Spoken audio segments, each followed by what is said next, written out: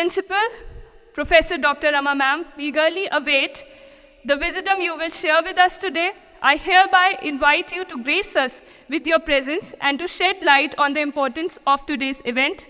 Your blessings would embrace this event with positivity and goodness. आप सभी को नमस्ते। आप लोग सचमुच आज बहुत सौभाग्यशाली हैं कि डॉक्टर विकास दिव्य कीर्ति ने इतने बिजी शेड्यूल में से अपना टाइम निकाला।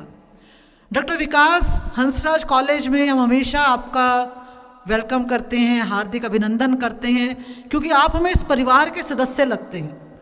आप विकास जी को सुनते हैं और इनके मोटिवेशनल लेक्चर्स की आप वीडियो भी सुनते होंगे, लेकिन आप में से कितने बच्चों ने 12th फेल मूवी देखी है? कितने बच्चों ने देखी है? देखिए, आपकी भूमिका देखकर और फिर मैंने डॉक्टर विकास से कहा, बल्कि आज आप सारे स्टूडेंट से कह रहे हैं, उसमें हमने इनकी भूमिका देखी। अब हम उस दिन का इंतजार कर रहे हैं जब आप में से कोई विद्यार्थी आगे आए और डॉक्टर विकास दिव्य कीर्ति पर एक मूवी बनाए।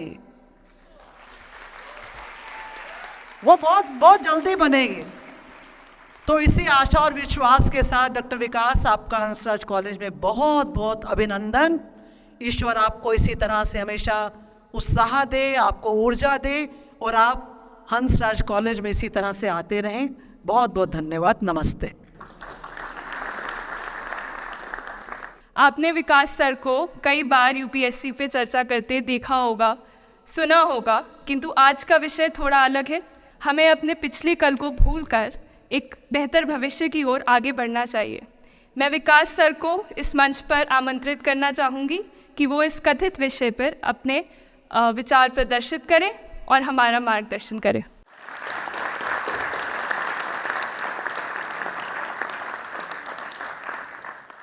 आप सभी को नमस्कार। सबसे पहले मैं अपनी वरिष्ठ साथी रमा जी को धन्यवाद करूंगा। जब मैं विद्यार्थी था तो इस कॉलेज में अक्सर आता था, तब वो यहाँ नई प्राध्यापिका बनी थी। मैं डिबेटिंग कंपटीशन के लिए आता था, वो जज होती थी। इनसे प्राइज़ देना बहुत मुश्किल था, लेकिन हमने हार मानी नहीं और एक आध बार प्राइज़ जीत भी लिया उनके हाथों से। अब वो हमारी वरिष्ठ साथी हैं। करीब 30 साल से हम लोग परिचित हैं। मतलब मैं तो परिचित हूँ, वो तो ध्यान नहीं रखती होंगी, लेकिन मैं तो शुरू से ही ध्यान रखता हूँ। दूसरा शुक्रिया इस उड़ान सोसाइटी का। मैं जब पिछली बार आया था, समय की थोड़ी सी कमी रहती है, तो जब मुझे पता लगा कि हंसराज कॉलेज से 2 सोसाइटीज़ एक साथ अप्रोच कर रही है, तो मैंने दोनों बच्चों को एक साथ बुलाया एक बार अपने पास। पलक भी थी उसमें, और मैंने दोनों से निवेदन किया कि भाई एक ही बार कर लो, एक ही प्रोग्राम के पीछे दोनों बैनर लगा देना, मैं एक बार आके दोनों काम कर लूँगा।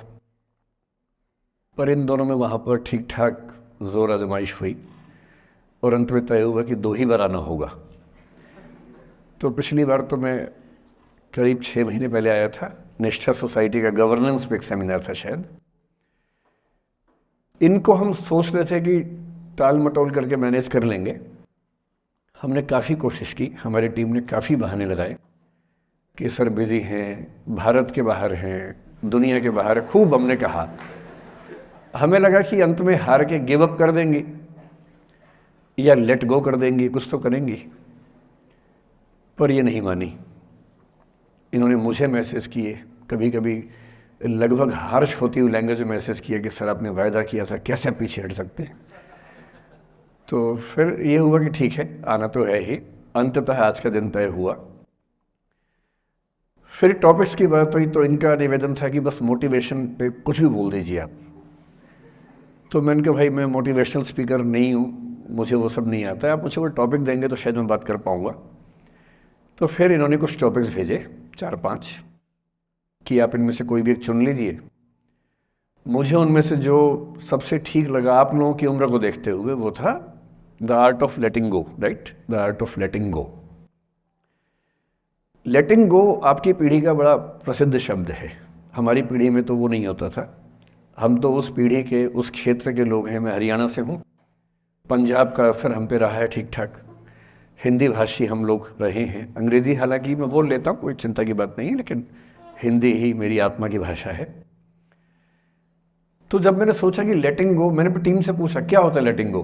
तो हमारी टीम में कुछ यंग लोग हैं, उन्होंने बताया कि सर ये बहुत महत्वपूर्ण चीज़ है, आप लोग नहीं समझेंगे, हमारी पीढ़ी के लोग समझते हैं इस चीज़ को। लेट गो का मतलब होता है कि छोड़ो, जाने दो।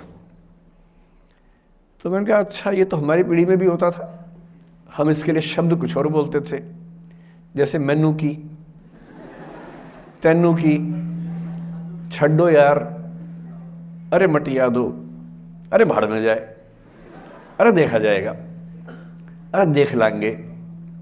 तो हिंदी हो, पंजाबी हो, हरियाणवी हो, बिहार में अरे मटिया दो, तो वहाँ मटिया दो बोल देते हैं। इसलिए अंग्रेजी भाषा में एक मुहावरा आ जाने से ऐसा थोड़ा है कि भारत के लोग उसके बिना काम चला रहे थे, यहाँ भी काम चल ही रहा था लंबे समय से। तो फिर मैंने कहा ये टॉपिक ठीक है, और जिस उम्र के बच्चों को एड्रेस करना है उस उम्र के बच्चे अक्सर इमोशनल टर्मोइल में रहते होंगे। यही उम्र है जब दिल लगता है, टूटता है, और करियर बनेगा नहीं बनेगा, फेलियर्स मिलते हैं। तो जिस उम्र में इमोशन सबसे ज़्यादा उठापटक करते हैं, उछल कूद मचाते हैं, एंग्जाइटी, डिप्रेशन, ये सब होता है, उस उम्र के बच्चों से बात करने के लिए सबसे मौजूद टॉपिक मुझे यही लगा, सबसे अच्छा टॉपिक यही लगा कि हम इसी पर बात करते हैं। मैं पहले डिस्क्लेमर्स लगा दूं, मैं मनोविज्ञान का अध्यापक नहीं हूं, मैंने साइकोलॉजी में ना एमए किया है, ना एमफिल, ना पीएचडी किया है, ना मैं मोटिवेशनल चीज़ें करने का कोई सर्टिफाइड अध्यापक हूं। मैं तो अपने जीवन के अनुभवों से, साहित्य से, दर्शन से, कानून से, पढ़ते पढ़ते जो मैंने सीखा, और बाकी उस सबसे ज़्यादा सीखा 50 साल के जीवन में, जिसमें से 25 साल का जीवन अध्यापन में और अपना उद्यम करने में खर्च हुआ। अनुभवों से बड़ा कोई गुरु नहीं होता, तो मैं अनुभवों से सीख के बातें करना पसंद करता हूँ। हालांकि हंसराज कोडिस का खौफ इतना ज़्यादा होता है कि जब मुझे पता लगा कि मेरा टाइम फिक्स हो गया आने का, मैंने अपनी टीम से कहा कि यार लेटिंग गो भी कोई किताब है तो देखो मैं देख तो लूँ क्या होता है। तो 2 किताबें उन्होंने भेजी, बड़े भारी भरकम अंग्रेजी ऑथर्स की थी। तो मैंने 4-5 दिन पहले पढ़ना शुरू किया। 5-10 मिनट पढ़ के मुझे लगा कि उससे बात बनेगी नहीं, वो अलग ही टाइप की बातें थी, बड़ी थ्योरेटिकल सी बातें। तो मैंने कहा क्या थियरी में क्या रखा है, हम बच्चों से बच्चों की ज़ुबान में बात करेंगे, उसका मज़ा ज़्यादा है, क्यों थियरी में जाए। तो मैं जो कुछ भी अगले 1 घंटे में, मतलब 1 घंटा की, आधा घंटा की, 1.5 घंटा, वो मैं आपके चेहरे से अंदाज़ा लगा लूँगा। आप केवल चेहरे पे भाव ऐसे ले आइएगा कितना आप सुनना चाह रहे हैं। मैं तो अभ्यस्त हूँ, मैं 8 घंटे बिना ब्रेक के पढ़ाता हूँ जनरली, तो मैं तो अभ्यस्त हूँ सुबह से रात तक पढ़ाने के लिए। आप अपना देख लीजिए कितना आप सुनने की हालत में है। और ऐसा ना हो कि मैं अपनी स्पीच सुनने के लिए मोटिवेट करूँगा आपको, वो मैं नहीं करूँगा, है ना। उससे अच्छा, उससे बेहतर ये है कि हम बीच में छोड़ देंगे, और मैं आपकी उम्र का भी ध्यान रखूँगा। छोटे छोटे बच्चे हैं, इतना टॉर्चर ठीक नहीं है, तो ध्यान रखेंगे। पर मेरा ख्याल है कि आपको मज़ा आएगा, क्योंकि आपकी उम्र से जुड़ी बातें हैं, आपको अच्छा लगेगा। मैं सबसे पहले 2 शब्दों में अंतर स्पष्ट करना चाहता हूँ। एक शब्द है गिव अप करना, एक है लेट गो करना। कभी कभी लगता है कि दोनों बातें एक जैसी हैं, पर दोनों बातें एक जैसी हैं नहीं। गिव अप करने का मतलब होता है हार मान लेना। मसलन आप कुछ कोशिश कर रहे हैं, जैसे मैं इसी एग्जांपल से बात करता हूँ। पलक ने कोशिश की कि मैं यहाँ पर आ जाऊँ, कोशिश की, और मैं ये नहीं कहना चाह रहा कि मैं बहुत व्यस्त आदमी हूँ, लेकिन हाँ व्यस्तताएं रहती हैं। मैं आजकल अवॉइड करता हूँ कि कहीं जाऊँ, क्योंकि पता नहीं पिछले 3 साल में ऐसा क्या हुआ, इन्विटेशंस इतने मुझे आने लग गए हैं। मैं 25 साल से पढ़ा रहा था, कोई पूछता भी नहीं था मुझे। ये कोविड में यूट्यूब में पता नहीं क्या हुआ है, अब पता नहीं कहाँ कहाँ से इन्विटेशन आते हैं। कुछ तो ऐसी जगह से आते हैं जिससे कोई दूर दूर तक मेरा संबंध ही नहीं है। कोई बड़ी कंपनी है, उस कंपनी का इन हाउस प्रोग्राम है, कह रहे हैं वहाँ के मोटिवेट कर। तो मैंने कहा यार मैं कैसे मोटिवेट कर दूँ मैं। तो फिर अब हमने पॉलिसी बनाई है कि जितना कम हो सके उतना कम जाएं। रमा जी का आदेश तो मेरे सर माथे पर है, मेरी सीनियर है, मैं उनको मना नहीं कर सकता हूँ, लेकिन जनरली मैं कोशिश करता हूँ कि ना जाऊँ। अच्छा, मना करना खराब लगता है, तो हम क्या करते हैं कि धैर्य की परीक्षा लेते हैं। जैसे इनके लिए हमने सिंपल पॉलिसी है कि जब कोई बच्चा कहे आने के लिए, उसको बोलो कि सर 3 महीने फ्री नहीं है, 6 महीने फ्री नहीं है, 1 साल चंद्रमा पर गए हुए हैं। कुछ ऐसा वैसा बोल के टालो, किसी का दिल भी ना दुखे और मैं भी अपना समय बचा लूँ। तो हमने इनको बहुत परेशान किया। 3 बार 4, मतलब किया तो मेरी टीम के मेंबर ने, पर मेरे निर्देश पे किया, तो आप उनको मत कुछ कहिएगा, मैंने कहा था। तो 3 बार 4 बार 5 बार टाला, नहीं हो पाएगा, कोशिश करेंगे, अच्छा देखते हैं, नहीं हो पा रहा है, ऐसे करके। अब इनके सामने 2 ऑप्शंस थे। एक ऑप्शन ये था कि हार मान लेती और अंत में बोलती कि चलिए कोई बात नहीं, दुख हो रहा है हमें, ये होता है गिव अप करना।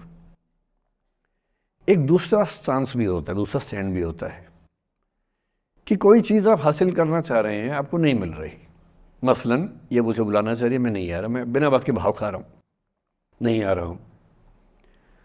और एक समय के बाद ये इस मूड में आ जाती कि भाड़ में जाओ, नहीं यार तो भाड़ में जाओ, तुम जैसे बहुत देखे हैं, एक ढूंढेंगे 100 मिल जाएंगे तुम्हारे जैसे, क्या समझते हो अपने आप को। और फिर मैं कहता मैं आना चाहता हूँ, कहते नहीं हम नहीं बुलाएंगे आपको। ये होता है लेट गो करना। क्यों किसी को इतना भाव देना है भाई? अगर कोई चीज़ नहीं हासिल हो रही तो भाड़ में जाए, क्यों किसी के लिए फ्रस्ट्रेशन झेलनी है, क्यों परेशान होना है? गिव अप करने में और लेट गो करने में इतना ही अंतर है कि आपने हार मान ली या आपने जेहन से निकाल दिया, दिमाग से ही निकाल दिया। किसी चीज़ को दिमाग से निकाल देना लेट गो करना है, किसी चीज़ के लिए कोशिश करते करते हार मान लेना और उस हार की फ्रस्ट्रेशन के साथ जीना गिव अप करना है। मुझे खुशी है कि आपकी मोटिवेशनल सोसाइटी के मेंबर्स कम से कम गिव अप नहीं करते। अच्छा वो लेट गो भी नहीं किया मुझे, वरना मेरा सम्मान बच गया। और ये अच्छा है कि इसी विषय पर हम बात करना चाह रहे हैं।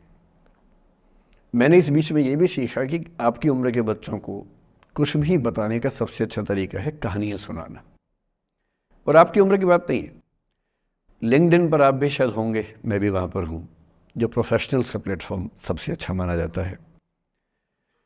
मैंने देखा कि आजकल जो बड़ी बड़ी कंपनियों के CEO हैं या CXOs कहते हैं, CFO है, CTO है या CHRO है, जो चीफ ऑफिसर्स होते हैं किसी कंपनी के, उनके लिए स्पेशल कोर्सेज चलते हैं स्टोरी टेलिंग के।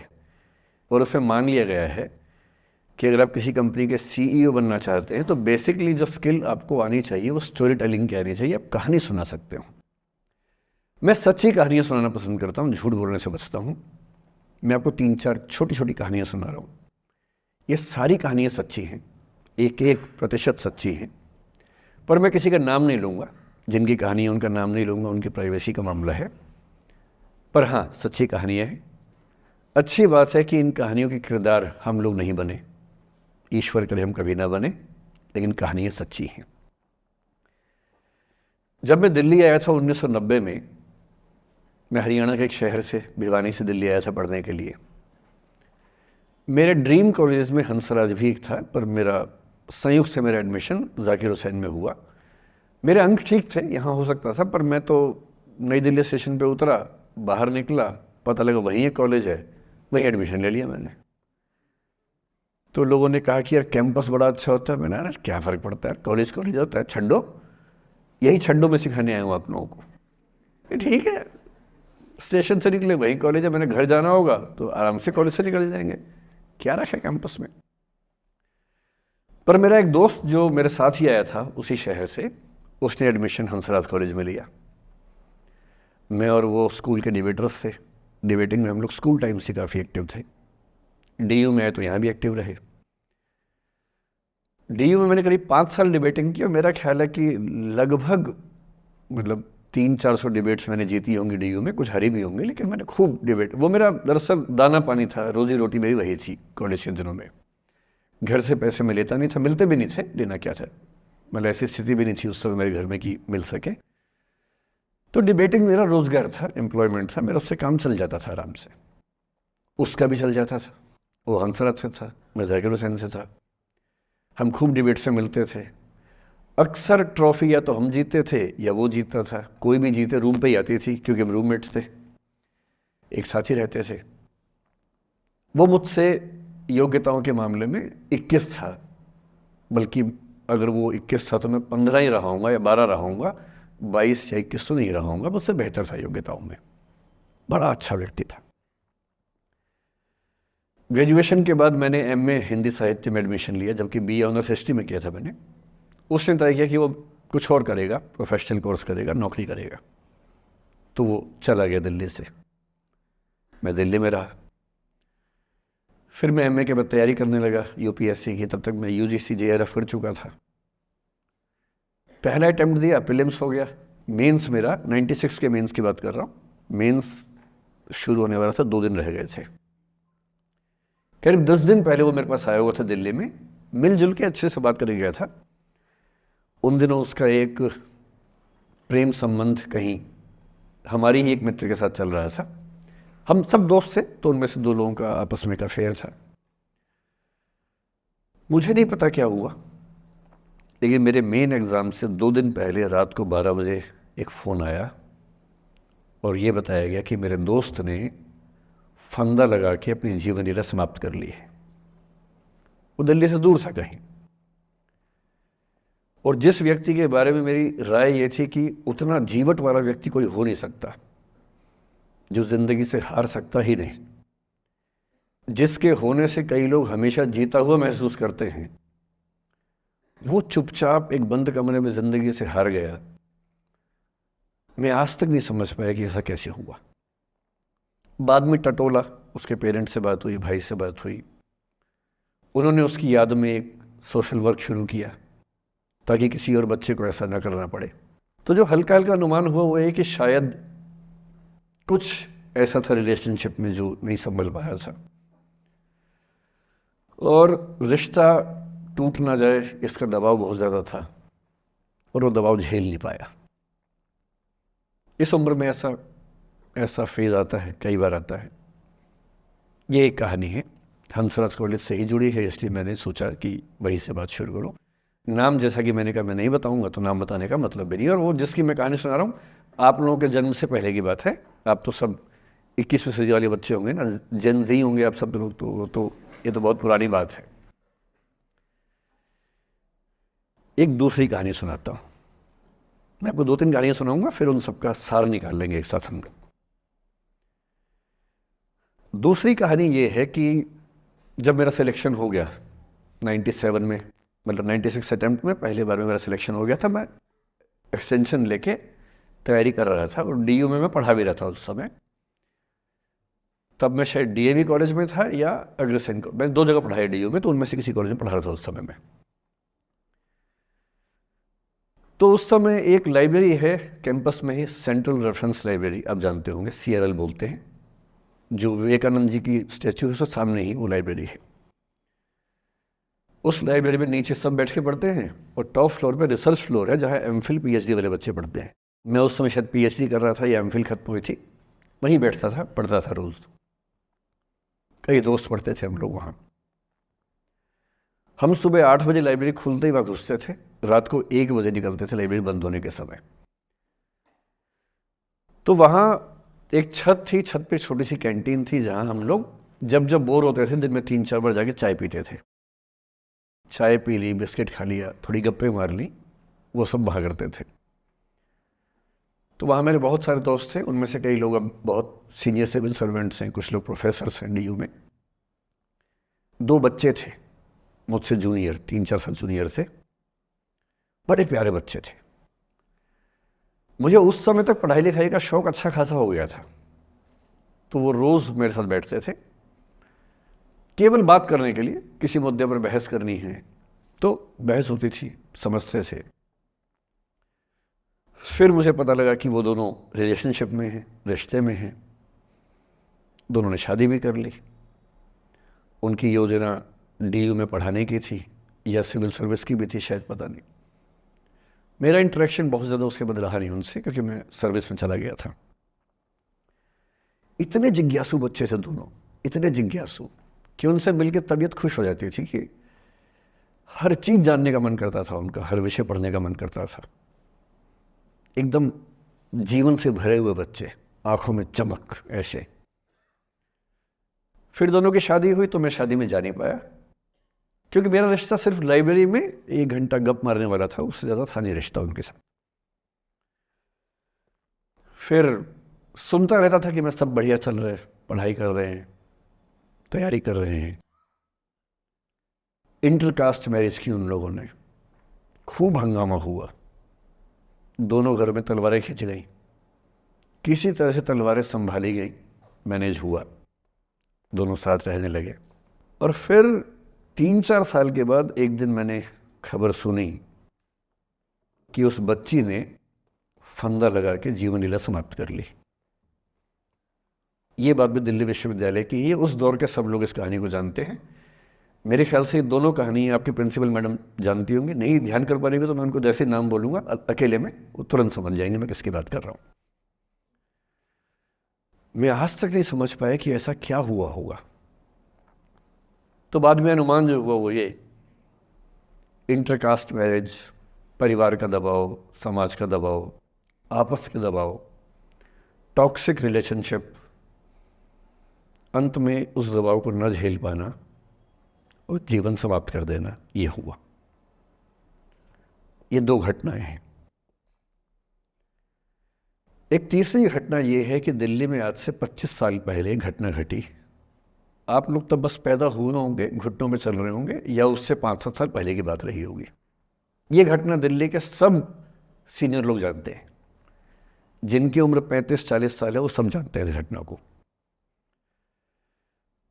मोबाइल फ़ोन में वीडियो नया नया आया था उस समय।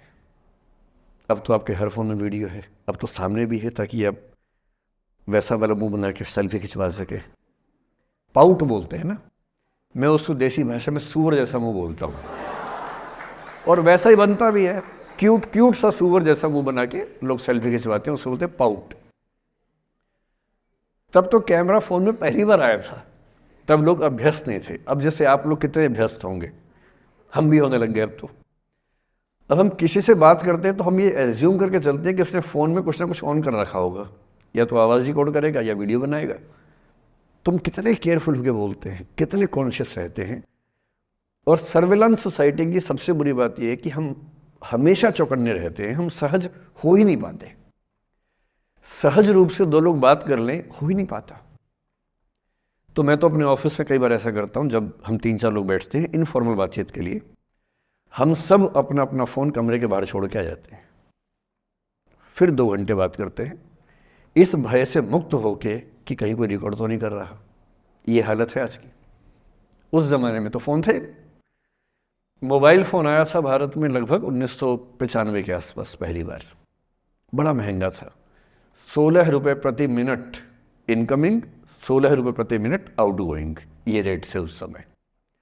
और फ़ोन वो थे जिनसे आप कील भी ठोक सकते हैं, वैसे वाले फ़ोन थे, बटन वाले फ़ोन थे। नोकिया एक कंपनी थी, उसके फ़ोन हुआ करते थे। उसके 4-5 साल के बाद क्या हुआ, पहली बार किसी कंपनी ने फ़ोन में कैमरा लगा दिया। ये बात उस समय के लोग नहीं समझते थे। जब भी नई तकनीक आती है उसको समझने में टाइम लगता है। जो पहले समझते हैं फ़ायदा उठा लेते हैं, जो थोड़ा लेट समझते हैं वो उसका नुकसान उठाते हैं। उस समय दिल्ली के एक प्रसिद्ध स्कूल में 11वीं-12वीं क्लास के 2 बच्चों में आपस में कोई रिलेशनशिप रही होगी।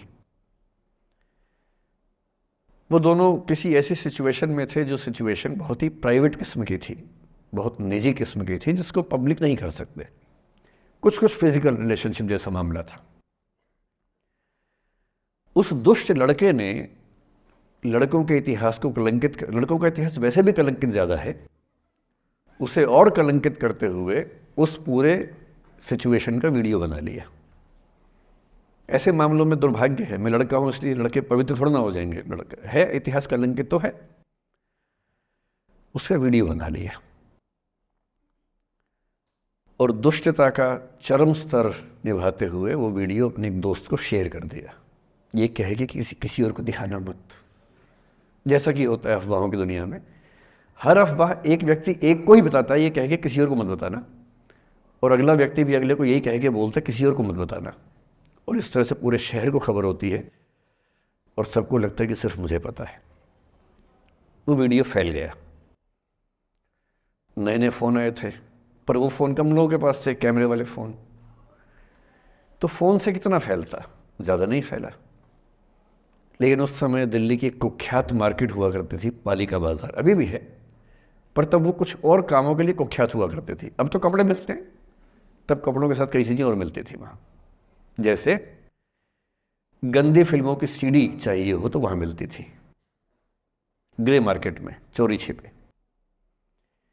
इस वीडियो को सीडी में कन्वर्ट करके लोगों ने वहां से खरीदा, लाखों करोड़ों की संख्या में। नए नए टेलीविज़न चैनल प्राइवेट आए थे, और प्राइवेट टीवी चैनल को खबरों की भूख इतनी होती है कि वो खबर के लिए जान दे सकता है और जान ले भी सकता है किसी की। 24 घंटे इस खबर पे, इस चीज़ पर खबरें चल रही थी सारे चैनल्स में कि ये वो लड़का है जिसने ऐसा किया, ये वो लड़की है, ये वो स्कूल है, इस स्कूल की प्रिंसिपल से बात करेंगे, इससे बात करेंगे। वो जो बच्ची थी जिसकी इसमें कोई गलती नहीं थी सिवाय इसके कि वो किसी एक लड़के से प्रेम करती थी, जो कि उस उम्र में बच्चे कर बैठते हैं। इसके लिए बहुत चिल्लपौनी मचानी चाहिए। अब बच्चों को आप हर बात पे अपराधी नहीं मान सकते। उस बच्चे की गलती सिर्फ इतनी थी कि उसने अपने दोस्त पे भरोसा किया जो भरोसे के लायक था नहीं। वो नीच किस्म का व्यक्ति था जिसने उस संबंध की गरिमा को समझा नहीं। उस बच्ची के घर के बाहर 24 घंटे न्यूज़ चैनल से कैमरे खड़े रहे। घर से कोई भी निकले 50 कैमरे पीछे, आप बताइए आपकी बेटी कैसी है, आप बताइए आपकी बहन कैसी है। अंत में उस पिता ने अपनी बच्ची को इस देश से बाहर भेज दिया। उसके कुछ दिन बाद की जो खबर टीवी चैनल से नहीं दिखाई, उसके पिता ने आत्महत्या कर ली। ये तीसरा इंसिडेंस है। ये सारी खबरें सच्ची बता रहा हूं मैं, इनमें से एक भी झूठ नहीं है। झूठी कहानियों से मोटिवेशन दिया जा सकता है, मैं जानता हूं, पर जब सच्ची कहानियां हैं तो मैं झूठ क्यों बोलूं? सारी सच्ची कहानियां बता रहा हूं मैं आपको। एक चौथी कहानी जो आप में से कई लोगों की होगी। मेरा एक स्टूडेंट है, सिविल सर्वेंट है, सीनियर लेवल पे है, करीब 40 साल का है। उसने आज तक शादी नहीं की। क्या उसकी शादी करने की इच्छा नहीं थी? पूरी इच्छा थी। फिर क्यों शादी नहीं की? भाई कुछ लोग तो होते हैं कि शादी करनी ही नहीं, कोई मिशन है। योगी जी है, मोदी जी है, ठीक है, उनका तो मिशन है। ममता जी है, उनका मिशन है।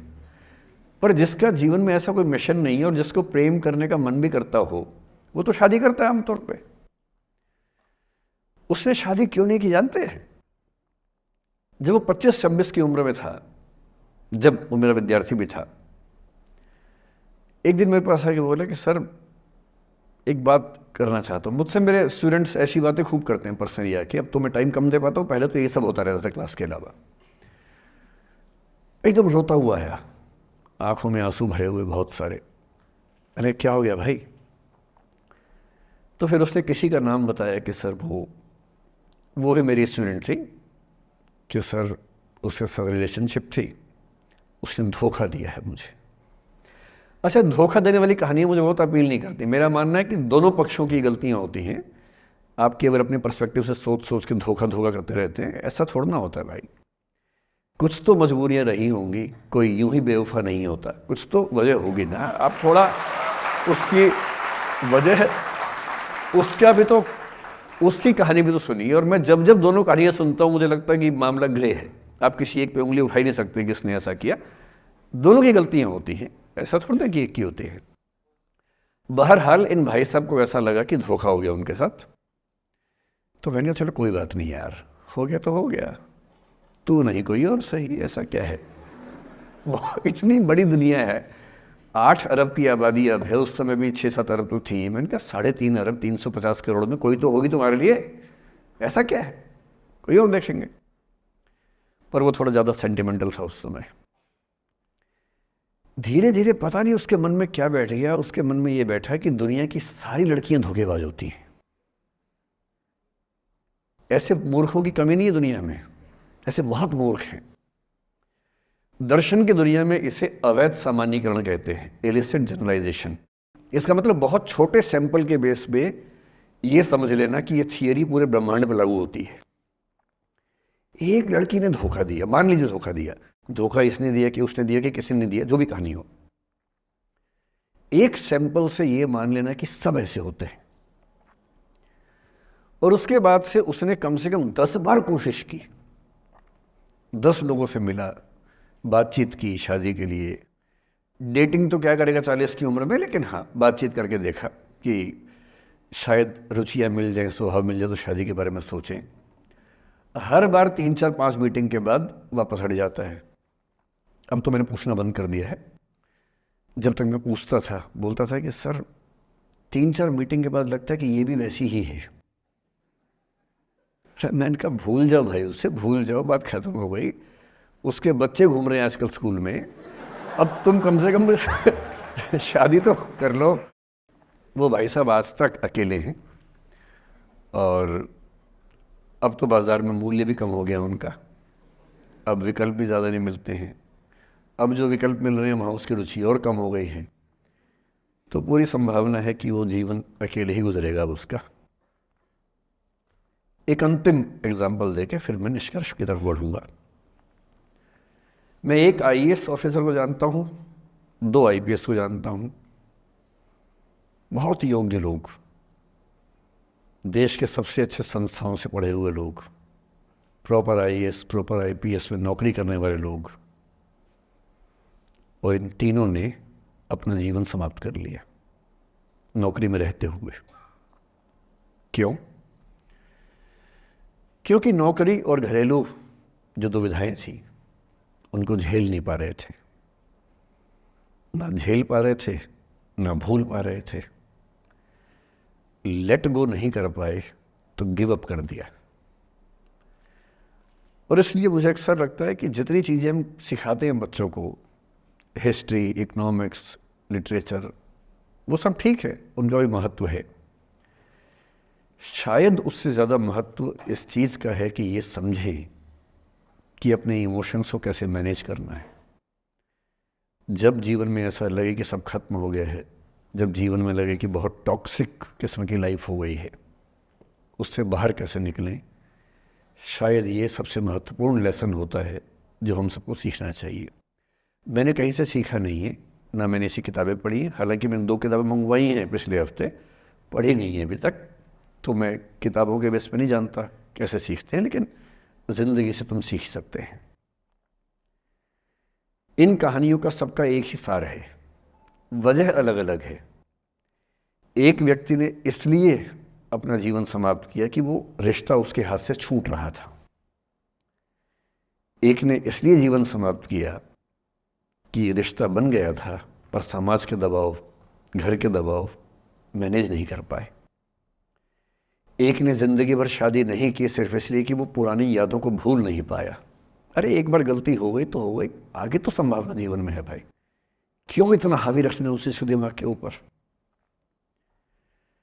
कुछ लोग देश की सबसे अच्छी नौकरी में होकर हर पैमाने पर सफलता की हर कसौटी पर खरा उतरने के बाद जीवन नहीं बचा पाए, क्योंकि दूसरों की नज़र में आप बहुत सफल हो जाए, अपनी नज़र में शून्य हो, तो फिर जीवन कैसे बने, जीवन कैसे बचे। इन सारी कहानियों का मूल भाव एक ही है, अगर आप खुद को हैंडल नहीं कर सकते तो दुनिया को क्या हैंडल करेंगे। दुनिया को हैंडल करने से पहले खुद को हैंडल करना सीखना पड़ता है, और उसका सबसे आसान जो रामबाण उपाय है उसको बोलते हैं द आर्ट ऑफ लेटिंग गो, जाने दो।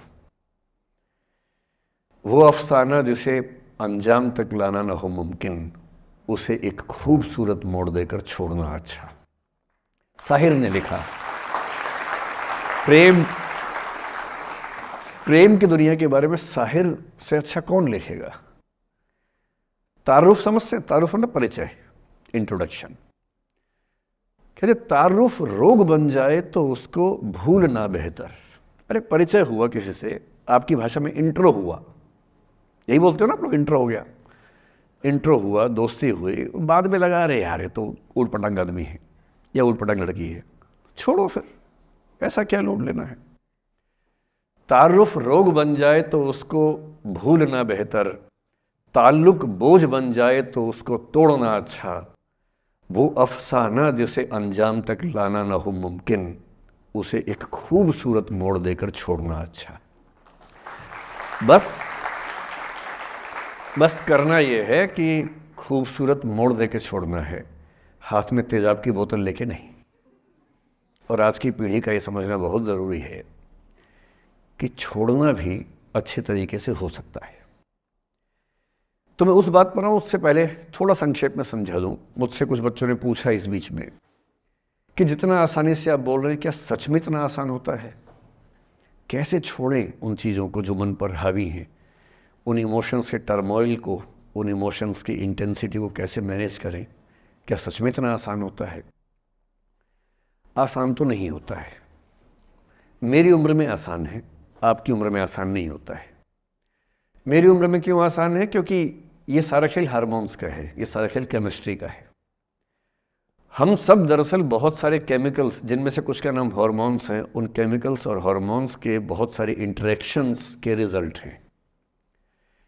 इसलिए जब कोई बच्चा जैसे छोटे बच्चे हमेशा उछलते रहते हैं, पेरेंट्स थके रहते हैं, ये इन सभी केमिस्ट्री का परिणाम है, शौक का मामला नहीं है।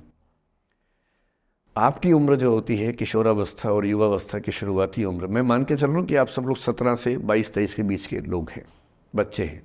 कुछ तो अभी शादी भी नहीं कर सकते होंगे, वो वाले होंगे ना। लड़के तो नहीं कर सकते होंगे भी, 21 के कहाँ हुए होंगे। तो वो वाली उम्र आप लोगों की है। इस उम्र में इमोशंस का टर्मोइल, इस उम्र में इमोशंस का बिखराव इतना ज़्यादा होता है कि संभालना बड़ा मुश्किल होता है। जैसे जैसे आप मैच्योर होंगे, बड़े होंगे, बूढ़े होंगे, बूढ़े और मैच्योर काफ़ी हद तक समानार्थक शब्द होते हैं। बूढ़ा आदमी आमतौर पर मैच्योर हो ही जाता है, और जो मैच्योर हो जाता है उसको लोग बुढ़ा ही बोलते हैं, चाहे वो दोस्त हो आपका।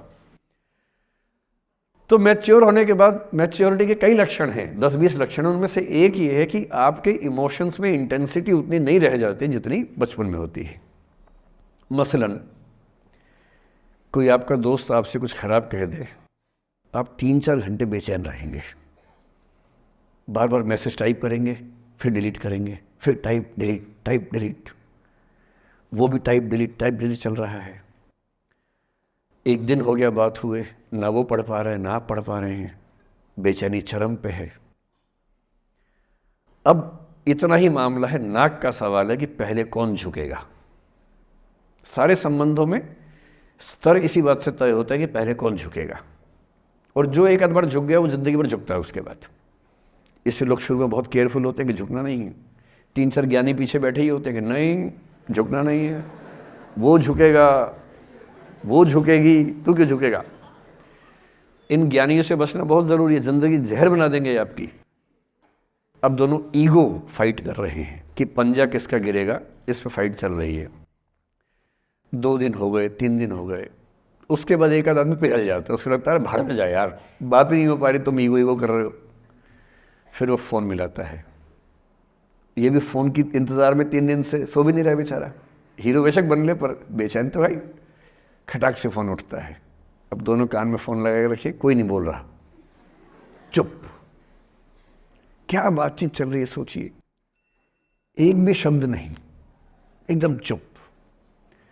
थोड़ी देर के बाद कंफर्म करने के लिए कि है भी या नहीं, एक बोलता है हेलो, वहाँ से आवाज़ आती है कोई एक मैं थोड़ा ऐसी जोकर टाइप की बात करता हूँ, मुझे मोटिवेशनल स्पीकर ना समझे आप लोग, मैं ऐसी हंसी मजाक ही करना आता है मुझे, वही मैं करता हूँ। लेकिन इससे आप ये ना सोचिए कि मुझे पढ़ाना नहीं आता, मैं पढ़ा भी लेता हूँ इसके लिए मुझे वो भी आता है, लेकिन अभी क्योंकि आप बच्चे छोटे हैं तो मैं आपके साथ वैसी बात ही कर रहा हूँ। अब ये सब चल रहा है। अब इसमें अगर कोई एक व्यक्ति झुक गया, बात आगे हो गई तो हो गई, वरना कई रिश्ते ऐसे भी होते हैं जो इसी बिंदु पे खत्म हो जाते हैं कि तेरा भाई नहीं झुकेगा, भाभी झुकेगी, और उधर जीजू झुकेंगे, दीदी नहीं झुकेगी, जीजू झुकेंगे, दीदी क्यों झुकेगी, और ना जीजू झुक रहे ना भाभी झुक रही और उस चक्कर में जो अभी बेचारा रिश्ता बना भी नहीं था, वही वो ज़मींदोज़ हो गया, वही वो ख़त्म हो गया। पर ठीक है, हो गया तो हो गया, भाड़ में जाए, ऐसा क्या है, डर किस बात का है इसमें। लेकिन मैं फिर भी आपसे कहूँगा, मेरी उम्र में क्या होता है, जैसे मुझे कोई फ़ोन करे कि मैं आपसे बहुत नाराज़ हूँ, तो मैं कहता हूँ अच्छा ठीक है, कल बात करेंगे। नहीं, मैं आपसे बहुत नाराज़ हूँ, मेरा दिल टूट गया है। मैं कहता हूँ देखो मुझे नींद आ रही है अभी, let me sleep, we will talk tomorrow.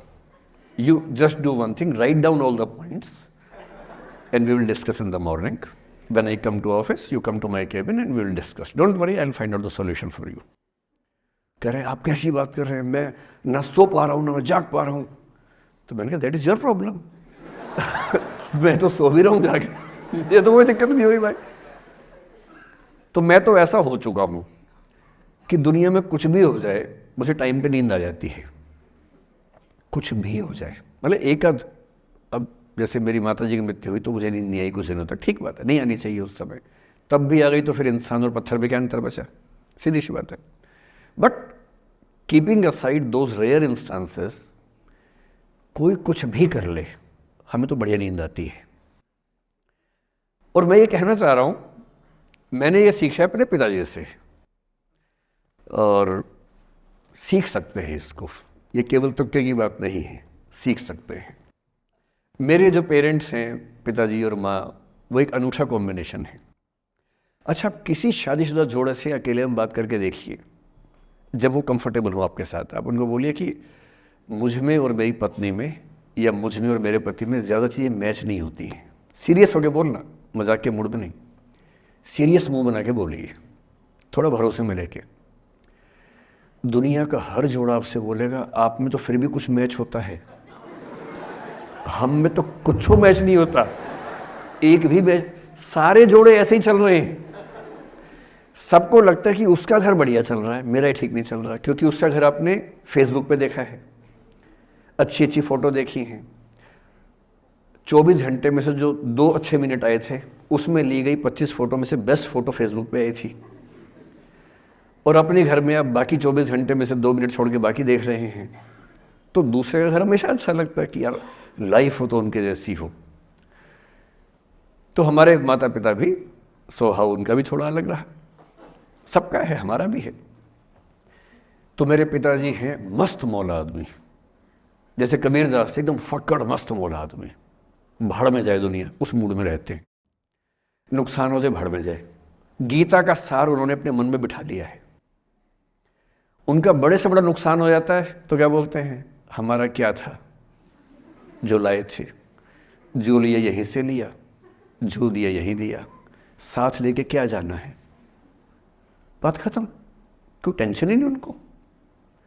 और बाकी सब लोग टेंशन में कि अब क्या करें, ये हो गया वो हो गया, कैसे मैनेज करें. मेरी माँ को तनाव हो जाता था, और जब पिताजी ऐसे हो तो माँ को तनाव होगा, सीधी सी बात है. अगर माँ वैसी होती पिताजी तनाव में रहते हैं, तो सामान्य बात है. जब घर में एक व्यक्ति मस्त मौला हो तो बाकी लोग तनाव तो फिर बांटेंगे ना आपस में. वो बड़ा तनाव में रहती थी. उनको घर की चिंता, बच्चों की चिंता बहुत सताती थी. पिताजी भी चिंतित थे बच्चों को लेकर, जैसे कोई पिता होता है, पर उनकी नेचर थी कि ठीक है देख लेंगे जो होगा, अरे देख लेंगे, अरे भाड़ में जाओ, उस मूड में रहते हैं, आज भी रहते हैं. मेरी माँ 73 की उम्र से कुछ महीने पहले चल बसी, उनका जीवन समाप्त हुआ. मतलब मुझे नहीं पता कि जीवन क्यों समाप्त होता है, क्योंकि बड़े बूढ़े कहते हैं कि हर व्यक्ति के सांस का इतिहास है, सांसें लिखी हुई हैं ईश्वर ने, उतनी सांसें मिलेगी. मुझे बहुत भरोसा इस बात में है नहीं, क्योंकि भगवान ऐसा क्यों करेगा कि जापान में सांसें ज़्यादा लिखेगा और अफ्रीका में कम लिखेगा, भगवान ऐसा क्यों करेगा. और अगर सांसें पहले से लिखी हुई हैं तो हमारी जीवन प्रत्याशा क्यों बढ़ती जा रही है. अगर सांसें पहले से फिक्स हैं तो आज़ादी के समय से लेकर आज के 70 साल में जीवन प्रत्याशा लगभग 2.5-3 गुना बढ़ गई. और हम ये भी कहते हैं कि लोग खराब हैं. अगर लोग बुरे हैं तो जीवन छोटा होना चाहिए कर्मों के हिसाब से. लोग खराब हैं और जीवन बड़ा होता जा रहा है. तो मुझे उन मान्यताओं में बहुत भरोसा है नहीं कि सांसें लिखी हुई हैं. अगर सांसें लिखी होती तो मनुष्य की औसत आयु 25 साल से ऊपर नहीं होनी चाहिए थी, 25-30 मैक्सिमम. और हम 70-80 साल धूमधाम से जी रहे हैं, जिसका मतलब है कि ये भगवान से ज़्यादा इंसान ने लिखा है, मेडिकल साइंस ने लिखा है, वैज्ञानिकों ने लिखा है. और मैं ऐसा व्यक्ति हूँ, मैं बहुत धार्मिक व्यक्ति हूँ नहीं, और मैं इसको छिपाता भी नहीं हूँ. मैं बहुत छिप छिप के बहुत जी लिया. अब मैंने ठान लिया कि मैं जैसा हूँ वैसा रहूँगा. ना मुझे किसी पार्टी से मतलब है, ना किसी विचारधारा से मतलब है. मैं विचार वाला आदमी हूँ, धारा वाला नहीं हूँ. जिसको धारा में बहना है बहे. हम तो अकेले चलेंगे, विचार के साथ चलेंगे, जो ठीक लगता है वो बोलेंगे और वैसे ही रहेंगे. हाँ, गलत बोलने से बचता हूँ, किसी के बारे में गलत बोलना मुझे अच्छा नहीं लगता है, लेकिन जो सही लगता है वो तो बोलूँगा ना भाई. मेरे पिताजी 81 साल के हैं, अभी 81 साल के हुए कुछ दिन पहले, और एकदम मस्त मौला आदमी है, मुझसे ज़्यादा युवा हैं। मैं 50 साल का बूढ़ा हूँ, वो 81 साल के युवा हैं।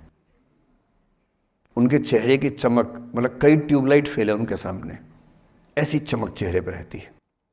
क्यों रहती है? उसकी एक वजह यह है कि वो रोज़ सुबह 2-3 घंटे प्राणायाम, योग, ध्यान, बहुत कुछ करते हैं।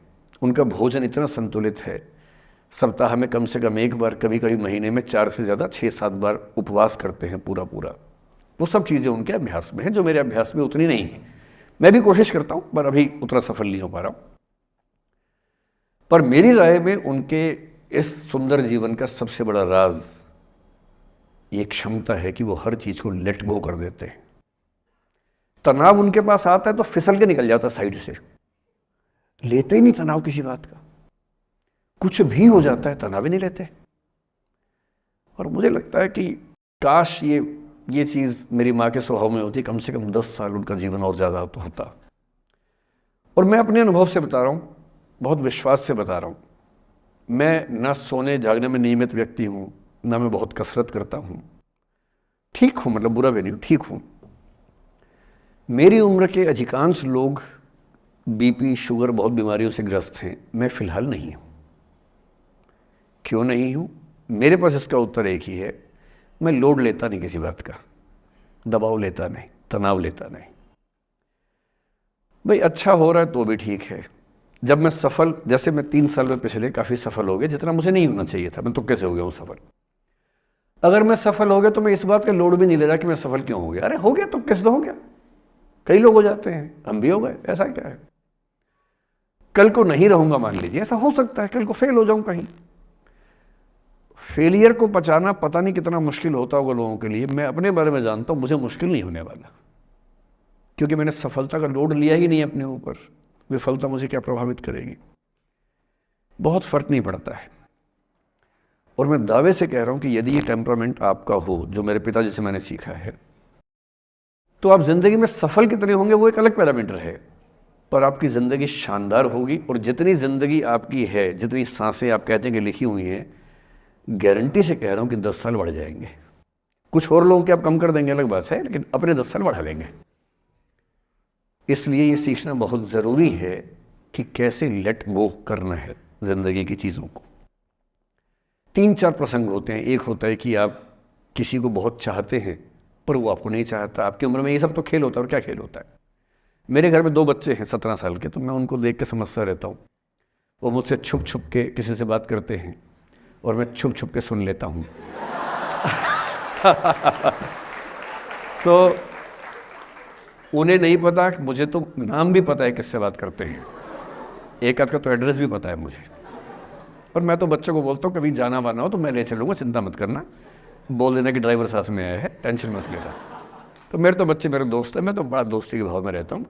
मेरा एक ही बेंचमार्क है कि वो जिस उम्र में जैसे हैं मैं कैसा था, और वो मुझसे अच्छे चल रहे हैं। उससे ज़्यादा उम्मीद मुझे करने में नहीं चाहिए। मैंने जो कुकृत्य 8वीं क्लास में किए थे उन्होंने 11वीं क्लास में किए, तो बहुत है। मैं ये क्यों मान के चलूँ कि वो देवी देवता पैदा होंगे? मेरे ही तो बच्चे हैं भाई। जीन तो मेरे ही है, तो कैसे देवी देवता हो जाएंगे? तो ज़्यादा उम्मीदें क्यों पालनी है बच्चों से भी? मैं क्यों चाहूँ कि मेरा बच्चा IAS जॉब करे? क्यों करे? वो IAS भी क्यों करे? उसका मन करेगा तो करेगा, नहीं करेगा तो भाड़ में जाए। अगर वो कहेगा कि मुझे स्टार्टअप करना है, स्टार्टअप कर लो भाई। अगर वो कहेगा मुझे कुछ और नौकरी करनी है प्राइवेट सेक्टर में, तो वो कर लो। मैं क्यों ठेकेदार बनूं उसका भाई? मैं क्यों ये चाहूँ कि वो मेरे रास्ते पर चले, मुझसे बेहतर बने? ये सब बेकार की बातें हैं। और पेरेंट्स, आज तो बच्चों से बात कर रहा हूँ, जैसे मैं पेरेंट्स से बात करता हूँ उनकी बहुत क्लास लगाता हूँ कि पेरेंट होना और बच्चे का दुश्मन होना कई बार बराबर हो जाता है। और यदि आप नहीं चाहते कि आप बच्चों के दुश्मन बने, बहुत सारे लोग मन ही मन में पेरेंट से नफरत करते हैं, माँ बाप से नफरत करते हैं, क्योंकि माँ बाप ने पेरेंटहुड का धर्म ठीक से निभाया नहीं। उन्होंने इतनी इच्छाएं थोपी, इतने दबाव बनाए कि बच्चों को ज़िंदगी कई फैसले इस दबाव में करने पड़े कि मेरे पेरेंट्स ये चाहते हैं, वो बन ही नहीं पाए जो वो थे। और दुनिया में सबसे बुरी स्थिति है वो न हो पाना जो आप हैं।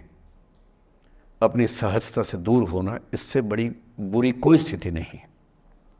साहित्य में इस पर खूब लिखा गया है। कामायनी एक रचना बड़ी प्रसिद्ध है जयशंकर प्रसाद की, उसमें मूल समस्या ही ये है, ज्ञान दूर कुछ क्रिया भिन्न है, इच्छा क्यों पूरी हो मन की, एक दूसरे से न मिल सके यही विडंबना है जीवन की।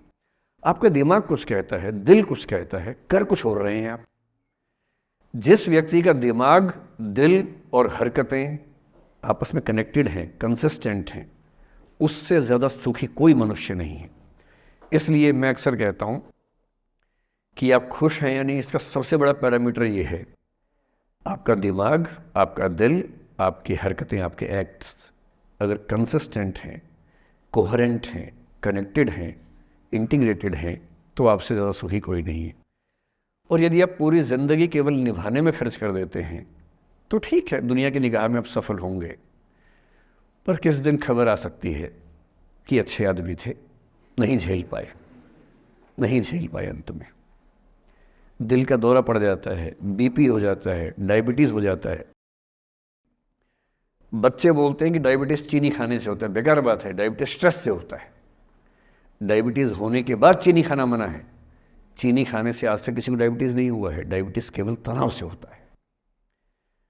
तनाव पहले ही दुनिया में इतने सारे हैं, नौकरी के तनाव, कितने झंझट दुनिया में हैं, उसके ऊपर से अपने स्वभाव से दूर होने का तनाव, कितना बड़ा तनाव है, क्यों पालना चाहिए। तो मैं कुछ सूत्रों में आपको बात बताता हूँ।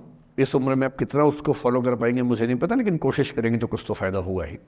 पहला सूत्र मेरा आप लोगों के लिए ये है कि जब आप किसी को पसंद करें और वो आपको पसंद ना करे तो टेंशन नहीं लेनी है, तेज़ाब तो नहीं उठाना है। ठीक, कई लोग इस मूड में रहते हैं, मुझे पसंद नहीं करेगी, मुझे, मैं राजा हूँ, मैं नवाब हूँ, मुझे पसंद नहीं करेगी। अरे तू क्या है भाई, नहीं पसंद हो तो नहीं पसंद हो, ये क्या बात हुई।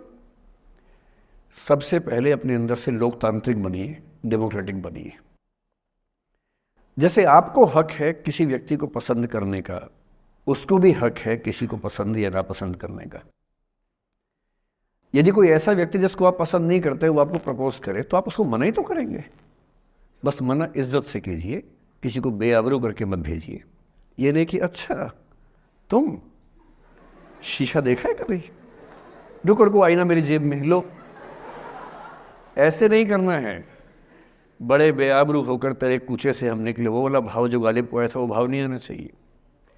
अगर कोई आपको कभी प्रपोज करे, आप लोगों की उम्र है, ये सब चलता ही होगा आप लोगों के बीच में, मैं आपके टीचर से सामने बोल रहा हूँ, लेकिन मैं ऐसा ही हूँ, मैं जानता हूँ कि आपकी उम्र में से होता होगा, सब जानते हैं तो होता ही होगा। कभी किसी से ये उम्मीद मत करना कि वो आपको पसंद करे ही करे। यदि कोई रिजेक्ट करे, बस हाँ, रिजेक्शन थोड़ा प्यार से होना चाहिए, बदतमीजी से नहीं होना चाहिए। उसके अधिकारों का उतना ही सम्मान कर रहे हैं जितना आप अपने अधिकार का सम्मान करते हैं। कि ठीक है भाई, आपको मैं पसंद नहीं, कोई बात नहीं, तू नहीं कोई और सही, कोई और नहीं कोई और सही, बहुत लंबी है जमी मिलेंगे लाख हंसी, इस ज़माने में सनम तू अकेली तो नहीं। कितने लोग हैं दुनिया में, ऐसा क्या है।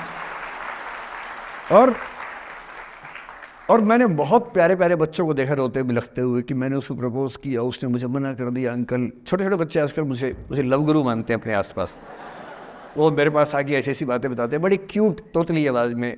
मैंने उसको प्रपोज किया, उसने मुझे ऐसे वाली आवाज़ में एकदम रोते बिलखते हुए। तो मैं बोलता हूँ बधाई हो बहुत बहुत तुम्हें, कॉन्ग्रेचुलेशंस। मैंने अपनी ज़िंदगी में ऐसे 50 मामले देखे और 50 में से कम 49 मामले में जब कहीं दिल नहीं लगा, बाद में उससे बेहतर ही व्यक्ति मिला। अगर कभी ऐसा हो ना, मन ही मन में बधाई देना अपने आप को कि बच गया। हाँ बोल देता तो फंस जाती, हाँ बोल देते तो मर जाता। और मन में भाव वही रखना है, तू नहीं कोई और सही बात खाना, स्ट्रेस नहीं लेना है। मैं जानता हूँ कि आपकी उम्र में आसान नहीं होता, आपको रात रात भर सपने आएंगे, बेचैनी होगी, करवटें बदलते रहे सारी रात हम, आपकी कसम आपकी कसम, ये सब ड्रामा होता है।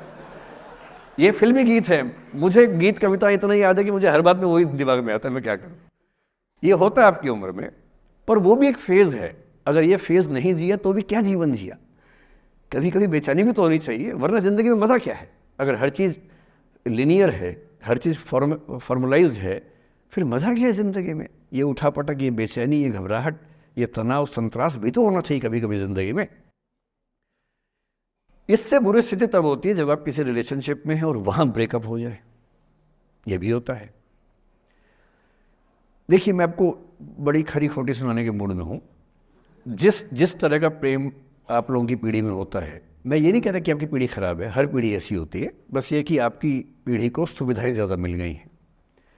हमारी पीढ़ी में ना चिट्ठी लिख के भेजनी पड़ती थी, बड़ा रिस्क होता था। चिट्ठी लिखो कागज़ पे, फिर एक डाकिया ढूंढो भरोसे का, तो भरोसे वाला कुरियर बॉय या कुरियर गर्ल जाके चिट्ठी वहीं दे के आए जहाँ हमने कहा है। ये भी डाउट कहीं किसी और को दे के आ जाए। या कबूतर से बात करो, कबूतर जा जा जा, पहले प्यार की पहली चिट्ठी साजन को दिया। कबूतर का क्या भरोसा किसको दे के आ जाए। लेकिन कितना तनाव था उस ज़माने में। आपके ज़माने में क्या है, सीधे व्हाट्सएप निकाला, खटाक से भेज दिया मैसेज, और नंबर किसी से मांग लिया 1 सेकंड में। नंबर भी नहीं देना है तो किसी कौन सी ऐप होती है, मैंने सुना कुछ और ऐप्स होती है, मेरे नंबर वाली भी होती है, इंस्टा होता है, एक और भी तो कोई होती है वो जिसमें कार्टून जैसा मुंह बन जाता है, स्नैपचैट। हाँ, स्नैपचैट पे चले गए। मैंने सुना है कि उसमें नंबर भी नहीं देना पड़ता है, ऐसा कुछ चक्कर है। वहाँ ढूंढ लिया। किसी को कुछ कन्वे करना इतना आसान दुनिया में कभी नहीं हुआ था जितना आज आसान है। इन सब के ऊपर टिंडर है, बम्बल है, पता नहीं क्या क्या है, राइट लेफ्ट करते जाना है, उसी में कहानी शुरू। पर ये कहानियाँ जितने हल्के तरीके से शुरू होती हैं, मैं दावे से कह रहा हूँ कि 100 में से 99 अट्रैक्शंस 1 से 2 महीने में ख़त्म हो जाते हैं। क्योंकि आप जिसके प्रति अट्रैक्टेड थे ना, वो तो उसका बाहर का परसोना था। जहाँ परिचय गहरा होता है, असलियत सामने आ जाती है, और जब असलियत सामने आती है झेलना बड़ा मुश्किल होता है। आपके सपने टूट जाते हैं।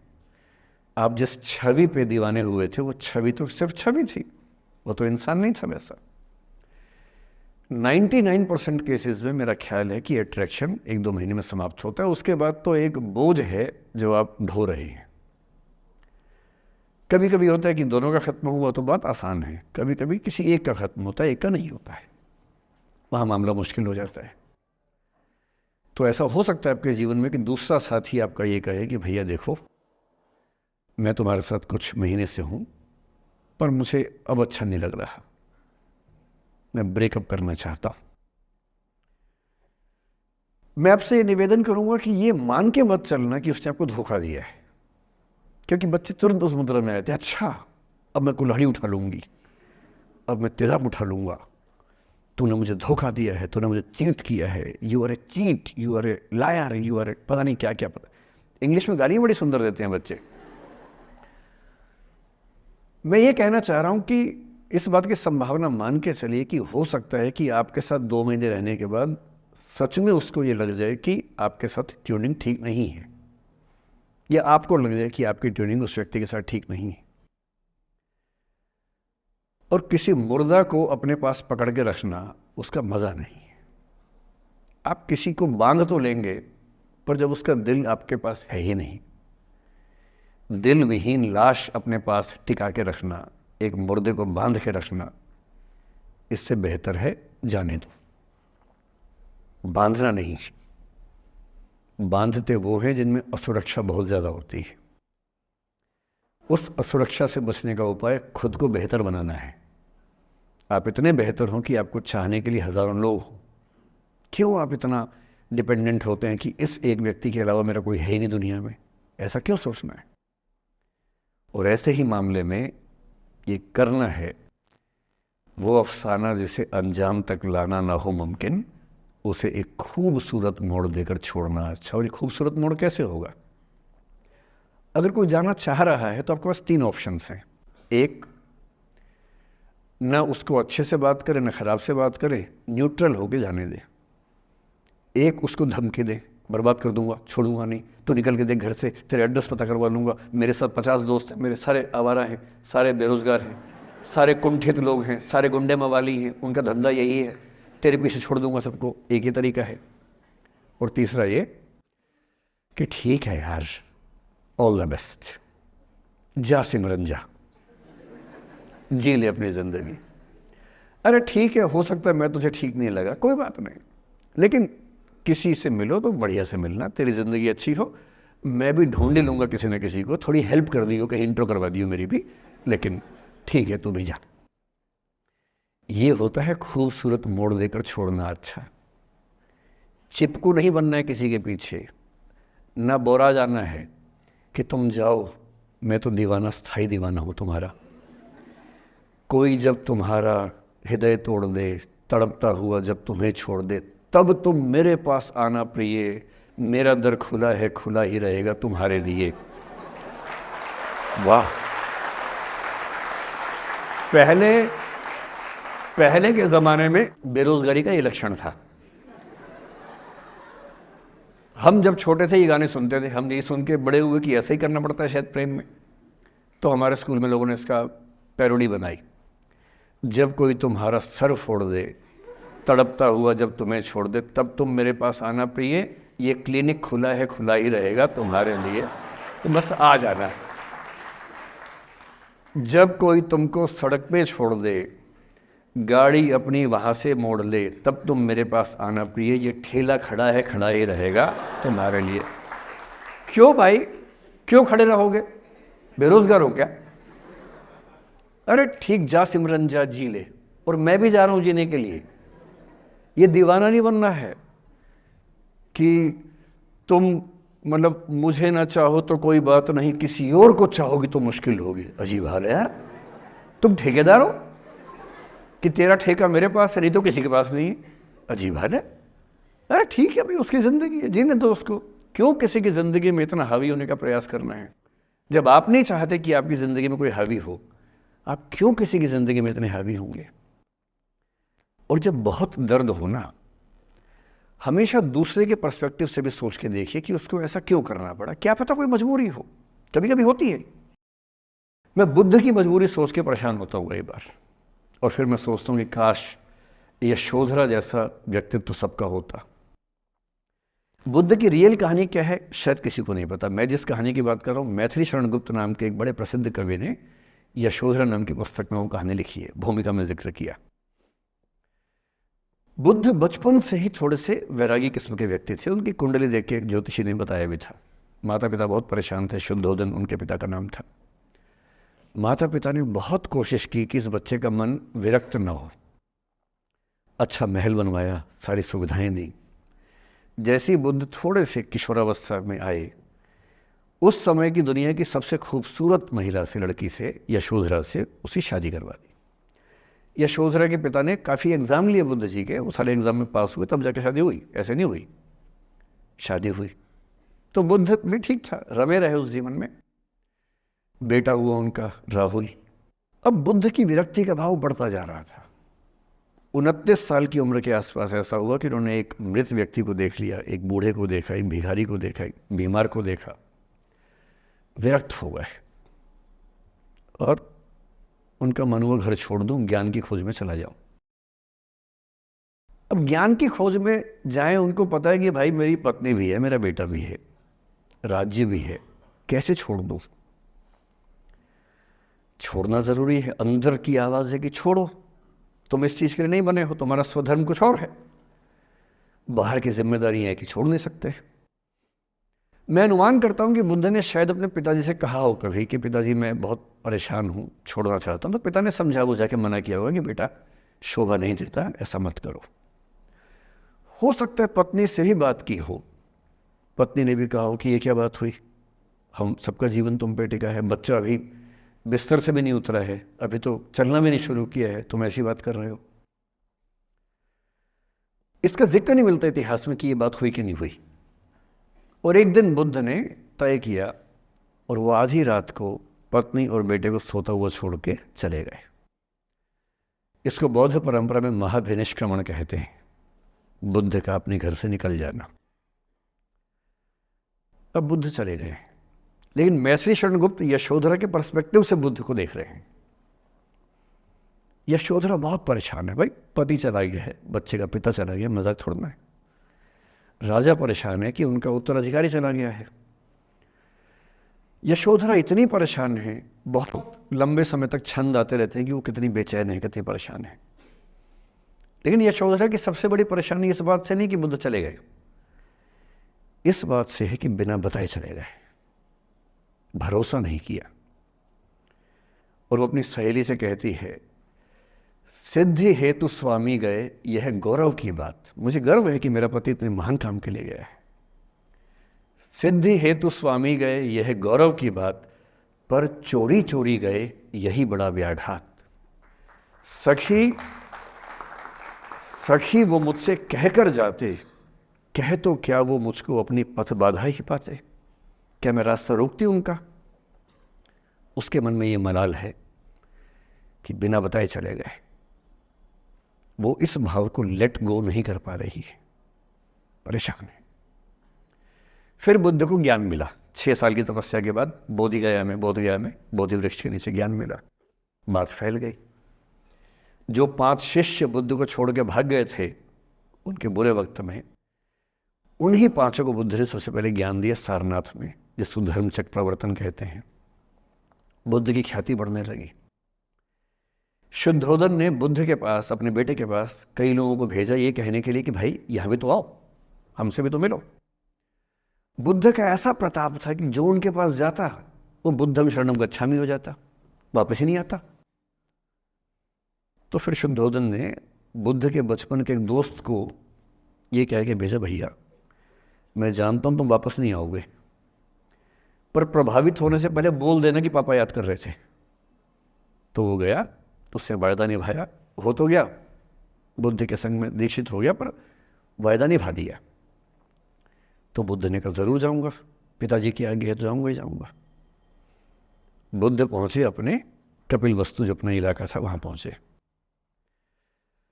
पूरे कपिल वस्तु में, नेपाल सिद्धार्थ नगर से नेपाल जाएंगे तो नेपाल बॉर्डर पे ही कपिल वस्तु है। मैं देखने गया था वो जगह जहाँ बुद्ध पैदा हुए थे, बड़ा सुंदर स्थान है, आप भी जाकर देखें कभी।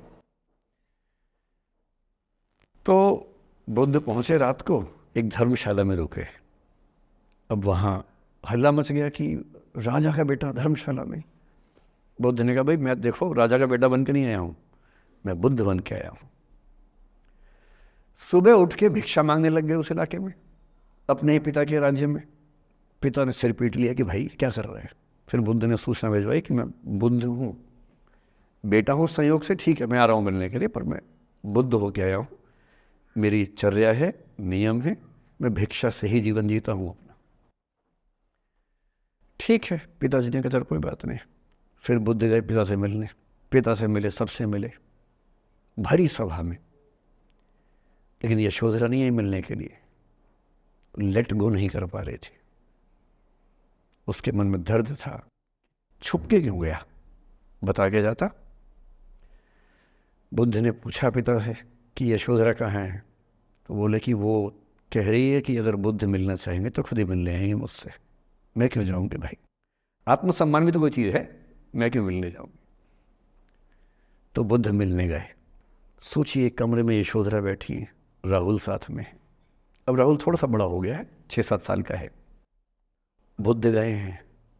अब आपके मन में आ रहा है कि बुद्ध वहाँ जाके बोलेंगे सॉरी मैंने गलत किया, I hurt you, I really feel sorry. बुद्ध है वो बुद्ध, वहाँ जाके क्या बोल रहे पता है, भिक्षाम देहि, भिक्षा दो। और यशोधरा कितनी महान महिला रही होगी, उसने अपने बेटे का हाथ बाप के हाथ में दे दिया। लेट गो का इससे महान उदाहरण दुनिया के इतिहास में नहीं है कि चलो आखिर तुमने आके झुक के कुछ मांगा तो सही। उसकी जितनी ईगो थी, अहंकार था, सब विगलित हो गया। और जो औरत परेशान थी कि मुझसे बिना बताया गया, उसने अपने बेटे को दे दिया कि इसको लेके जाओ, क्योंकि मैं जानती हूँ कि तुम महान काम कर रहे हो, और तुम महान काम कर रहे हो तो मैं क्यों बीच में आऊँगी भाई। मेरा पति महान काम कर रहा है तो मुझे खुशी होनी चाहिए, और तुम्हारी उस खुशी में मैं क्यों पीछे हटूँ। बस मुझे भरोसे में लेके जाते तो और खुश होती। ऐसी दूसरी कहानी राधा जी की है। राधा जी आप जानते हैं कृष्ण उनसे बहुत प्रेम करते थे, वो कृष्ण से प्रेम करते थे, उनका विवाह नहीं हो पाया, अलग बात है। लेकिन हमारी परंपरा में प्रेम का जो पराकाष्ठा है ना प्रेम का चरम, वो तो कृष्ण राधा का है। मतलब राधा कृष्ण का प्रेम एक खास किस्म का प्रेम है, जहाँ विवाह के बंधन के न होने पर भी प्रेम का चरम रूप होता है। राम और सीता का प्रेम गार्हस्थ्यिक प्रेम का चरम रूप है कि पति पत्नी का प्रेम कितना शानदार हो सकता है। वो देखना हो तो राम सीता का प्रेम देखिए, विशेष रूप से तुलसीदास जी के यहाँ देखिए। और वैसे जो प्रेम होता है वो देखना हो तो राधा कृष्ण का प्रेम देखिए। पर इंटरेस्टिंग है, ये सारे जो हमारे धर्म के चरित्र हैं ये समय के साथ चेंज होते गए हैं। राम बदले हैं, कृष्ण बदले हैं, राधा बदली हैं, सब बदले हैं। एक कवि थे सूरदास, भक्ति काल में 16वीं सेंचुरी, आप मोटा मोटा ध्यान में रखिए। कृष्ण को, आपने वो कहानी सुनी होगी, कृष्ण तो अपने घर में थे, कंस को मारने के लिए वो पैदा हुए थे। कंस को पता लगा तो कंस ने अपने एक सहयोगी अक्रूर, जो कि श्वफल्क के पुत्र थे, उनसे कहा कि जाओ और कृष्ण को लेके आओ, यही मारेंगे। उसको पता नहीं था क्या होगा बाद में। आदमी कॉन्फिडेंस में ऐसी गलतियाँ करता ही है, तो वो सुपर कॉन्फिडेंट था, बुलवाया कृष्ण को। कृष्ण तो इसी काम के लिए आए थे, समझ गए कि बुलावा आ गया है, अब इससे काम निपटाना है, चलते हैं। राधा और गोपियाँ कृष्ण के बिना रह नहीं सकती थी। सुपर इमोशनल विमेन, ऐसा मानते हैं कि वो महिलाएं, राधा तो छोटी थी, बाकी महिलाएं गोपियाँ उनसे काफ़ी बड़ी उम्र की थी, इतनी इमोशनल थी कृष्ण को लेकर कि कृष्ण के बिना वो सोच नहीं सकते थे कैसे रहेंगे। पर वो जिस काम के लिए आए थे धरती पर, वो तो करना ही था। तो अक्रूर आए, अक्रूर ने बताया कि ऐसे ऐसे आया हूँ, ले जाना है। तो कृष्ण और बलराम चले गए। इधर कृष्ण गए, उधर गोपियों का रो रो के हाल बुरा, राधा का हाल बुरा। ऐसी दीवानगी आजकल की फिल्मों में आप सोच नहीं सकते, ऐसी दीवानगी थी उस जमाने में उनके बीच में। और जब आदमी का प्रेम हाथ से निकलता तो वो बेचारा कितना कमजोर हो जाता है। राधा जी की हालत सोचिए। सूरदास कह रहे हैं, अति मलिन वृष भानु कुमारी, हरिश्रम जलु अंतरतन भीजे, ता लालच न धुआवती सारी। कि वृष भानु की कुमारी, वृष भानु मतलब राधा के पिता, वृष भानु की बेटी राधा इतनी कमजोर हो गई है, इतनी मलिन हो गई है। हरिश्रम जलु अंतरतन भीजे, कृष्ण के पसीने की कुछ बूंदें उसके ऊपर गिर गई थी, उसकी साड़ी में लगी हुई हैं। ता लालच न धुआवती साड़ी, इस लालच से साड़ी धुलवा नहीं रही है। और जब से कृष्ण गए हैं कपड़े तक नहीं बदलना चाह रही है कि इस कपड़े में मेरे प्रिय की याद है। खाती नहीं है, इतनी कमज़ोर है, हिल नहीं पाती है। एक और कवि हुए, वो तो इतने आगे बढ़ गए, बिहारी नाम के कवि थे। उनकी नायिका तो लगता है कि घड़ी का पेंडुलम है। सांस लेती है तो 4-5 कदम 6-7 कदम पीछे चली जाती है, सांस छोड़ती है तो आगे आ जाती है। सांस की हवा से ऐसा हो रहा है। इत आवत चली जात उत चली 6-7 अखात, चढ़ी हिंडोरे सी रही लगी उसासनी साथ। कि इधर आती है उधर जाती है, 6-7 हाथ इधर 6-7 हाथ उधर, सांस लेती है तो यहाँ, छोड़ती है तो वहाँ, जैसे झूला झूल रही हो।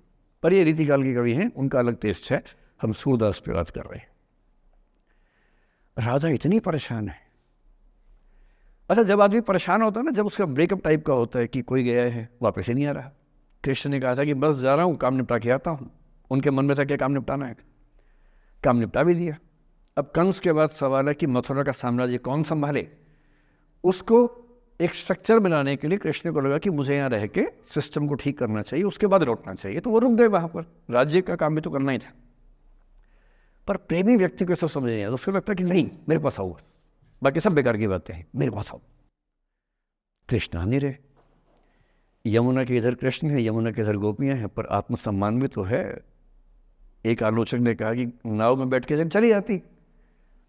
आत्मसम्मान होता है प्रेम में कि मैं क्यों जाऊं, बिना बताए क्यों चले गए, बता के जाते।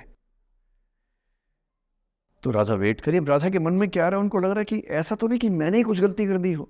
जब कोई व्यक्ति दूर चला जाता है ना, बाकी लोग सोचते हैं कि कहीं मुझसे तो गलती नहीं हो गई। और राधा अपनी एक सहेली से बोल रही, गोपी से, मेरे मन इतनी सूढ़ रही, एक दिवस मेरे गृह आए मैं ही मस्ती दही, देखी तिन्हें हों मान कियो सो हरि गुसा गही। पगला सी गई है, बोरा सी गई है। सहेली से क्या बोल रही है? हे सहेली, मुझे पता है क्या लग रहा है, मुझे लगता है कि मुझसे ही गलती हुई है। उसने पूछा क्या गलती हुई है? कह रही है कि एक दिन क्या हुआ, कृष्ण भगवान मेरे पास आए थे, मैं उस समय दही मथ रही थी। वो ग्वाला जीवन है ना वहाँ पर, तो वो गोपालन जीवन का काव्य है पूरा।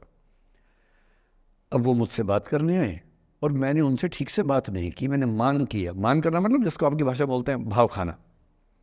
मैंने उनसे ठीक से बात नहीं की, मुझे लगता है वो नाराज़ हो गए, इसी नाराज़गी से लौट नहीं रहे हैं। मेरे मन इतनी सून रही, मेरे मन में कांटा चुभ रहा है।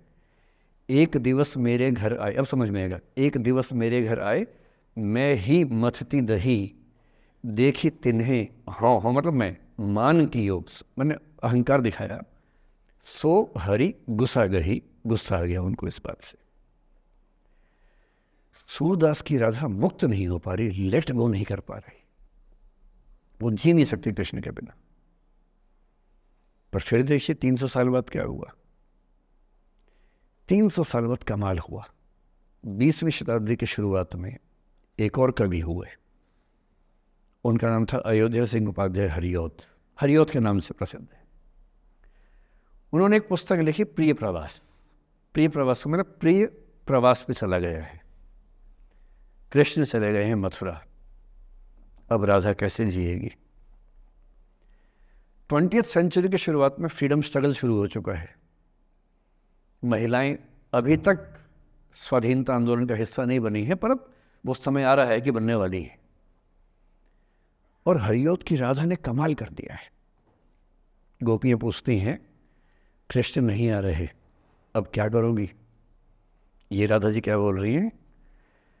प्यारे जीवें जगहित करें, गेह चाहे ना आवे।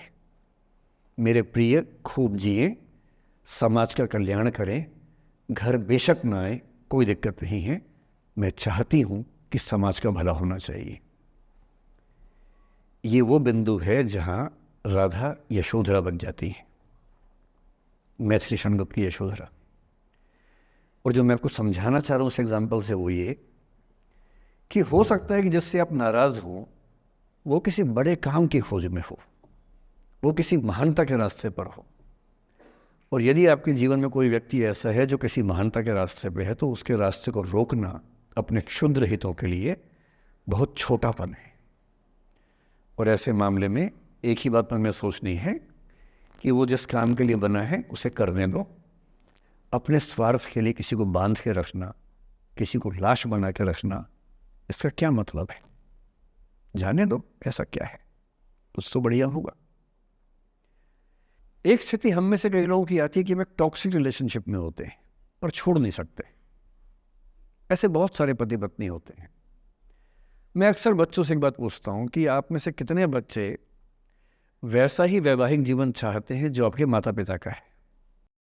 मैं आपसे पूछूंगा नहीं, आप चिंता मत कीजिए, लेकिन जब जब मैंने पूछा है मुश्किल से 1 या 2% ने हाथ खड़ा किया है।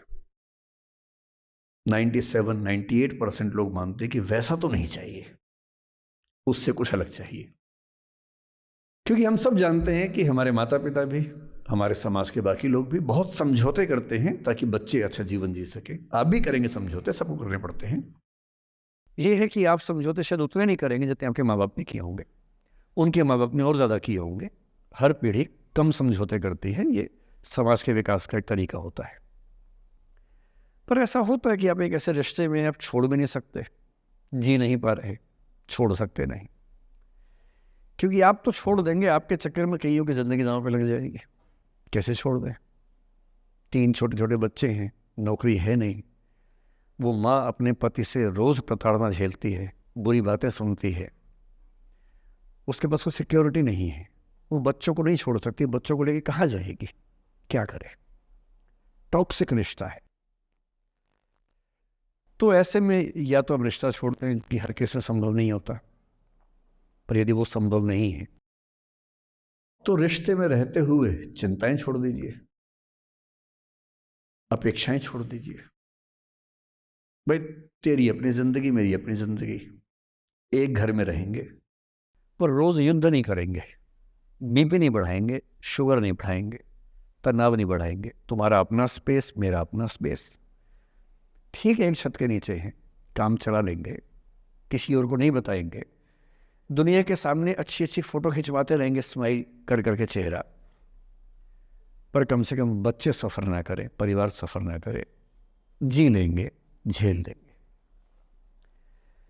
और ऐसे माहौल में साहिर ने जो कहा था ना, उसी कविता की कुछ पंक्तियां बड़ी महत्वपूर्ण हैं कि बर्बादियों का सोग मनाना फिजूल था, कि बर्बादियां हैं जीवन में, पर ठीक है, कितना दुख मनाएंगे, अब है तो है, क्या कर सकते हैं। बर्बादियों का सोग मनाना फिजूल था, बर्बादियों का जश्न मनाता चला गया। और फिर अंत में इतनी सुंदर बात कहते हैं, गम और खुशी में फ़र्क न महसूस हो जहाँ, मैं दिल को उस मुकाम पे लाता चला गया। कि ठीक है, जैसी ज़िंदगी है उसको वैसे जिएंगे, अपेक्षाएं नहीं पालेंगे, ना तुम उम्मीद करना, और हम किसी तरह से मैनेज करके ज़िंदगी गुजार लेंगे। ये है अंतिम जो आपके जीवन में समस्या हो सकती है, करियर को लेके हो सकती है, कि आपने कुछ करियर दिमाग में रखा हुआ है, ठान लिया है कि आईएएस बनना है या कुछ बनना है। आप कुछ भी ठान लें, सिर्फ आपके हाथ में नहीं होता है, सफलताएं असफलताएं जीवन में रहती हैं। 10-11 लाख लोग आईएएस का फॉर्म भरते हैं, 5 लाख आईएएस का एग्ज़ाम देते हैं, 1000 का सिलेक्शन होता है। हर एग्ज़ाम में घुमा फिरा की यही स्थितियाँ होती हैं। पॉलिटिक्स में, स्पोर्ट्स में, बिजनेस में, हर जगह कंपटीशन इतना है। सफल होने की जितनी संभावना है, उससे कई गुना संभावना विफल होने की हर क्षेत्र में है। सफल नहीं हो पाए तो क्या करेंगे। और मैंने ऐसे लोगों को देखा है कि आईएएस नहीं बन पाए 20 साल पहले, और 20 साल से रोज़ घुट रहे हैं कि आईएएस नहीं बन पाए। रात दिन यही ख्याल होता है कि आईएएस नहीं बन पाए, या पीसीएस नहीं बन पाए, या कुछ खास सोचा था जो नहीं कर पाए। तो मैं आप लोगों से निवेदन करूँगा कि यदि आपकी आर्थिक पृष्ठभूमि ऐसी नहीं है कि जो बहुत मजबूत हो, तो हमेशा एक बैकअप ऑप्शन ज़िंदगी में लेके चलिए। किसी करियर को दिमाग पे इतना हावी मत होने दीजिए कि वो नहीं मिलेगा तो कुछ नहीं होगा।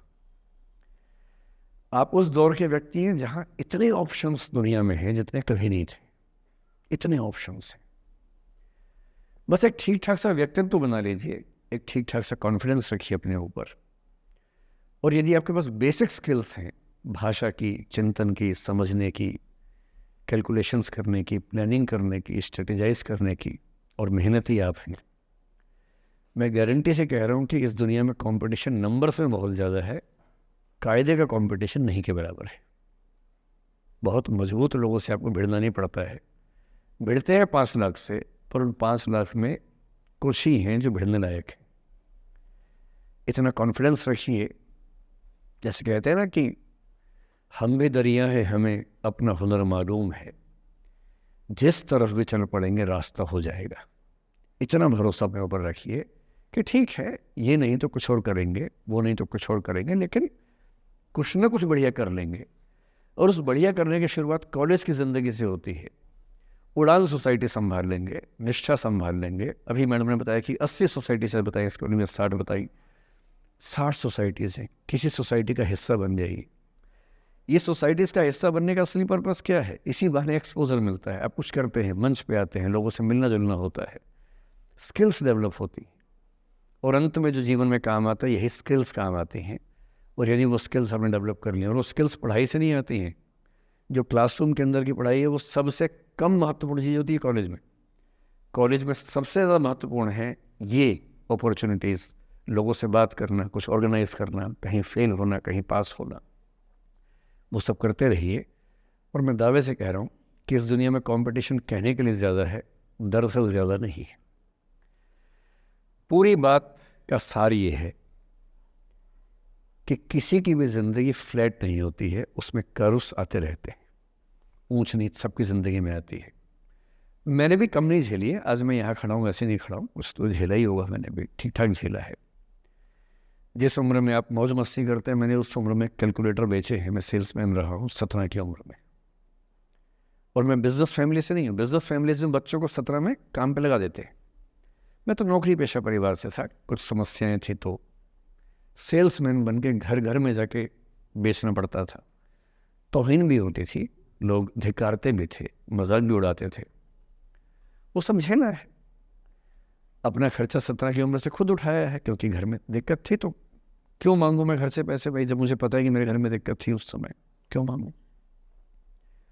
आपकी जिंदगी इस दुनिया के करोड़ों अरबों लोगों से बेहतर है, कुछ एक लोगों से खराब है। केवल उन कुछ एक पे ध्यान मत दीजिए, उन करोड़ों पे भी ध्यान दीजिए जिनसे अच्छी आपकी जिंदगी है। और इतनी कुव्वत आपके अंदर है, आप इस देश के सबसे अच्छे विश्वविद्यालयों में से एक, दिल्ली विश्वविद्यालय के सबसे अच्छे कॉलेजेस में से एक हंसराज कॉलेज में विद्यार्थी हैं। ये मजाक नहीं है, आप इस देश के एलीट हैं, एलीट। इस कॉलेज और यूनिवर्सिटी का नाम बोलते ही कितने बंद दरवाजे खुल जाते हैं आपको अंदाजा नहीं है, आगे जाके समझ में आएगा। बस इतना करना है कि जब जब जिंदगी नीचे की तरफ जाए थोड़ा सा हौसला बना के रखिए। कुछ ही दिन की बात होती है, हर चीज़ कुछ ही दिन की होती है। बहुत अच्छे वक्त में और बहुत बुरे वक्त में एक ही वाक्य कॉमन याद रखिए, कुछ दिनों की बात है, ये वक्त गुजर जाएगा।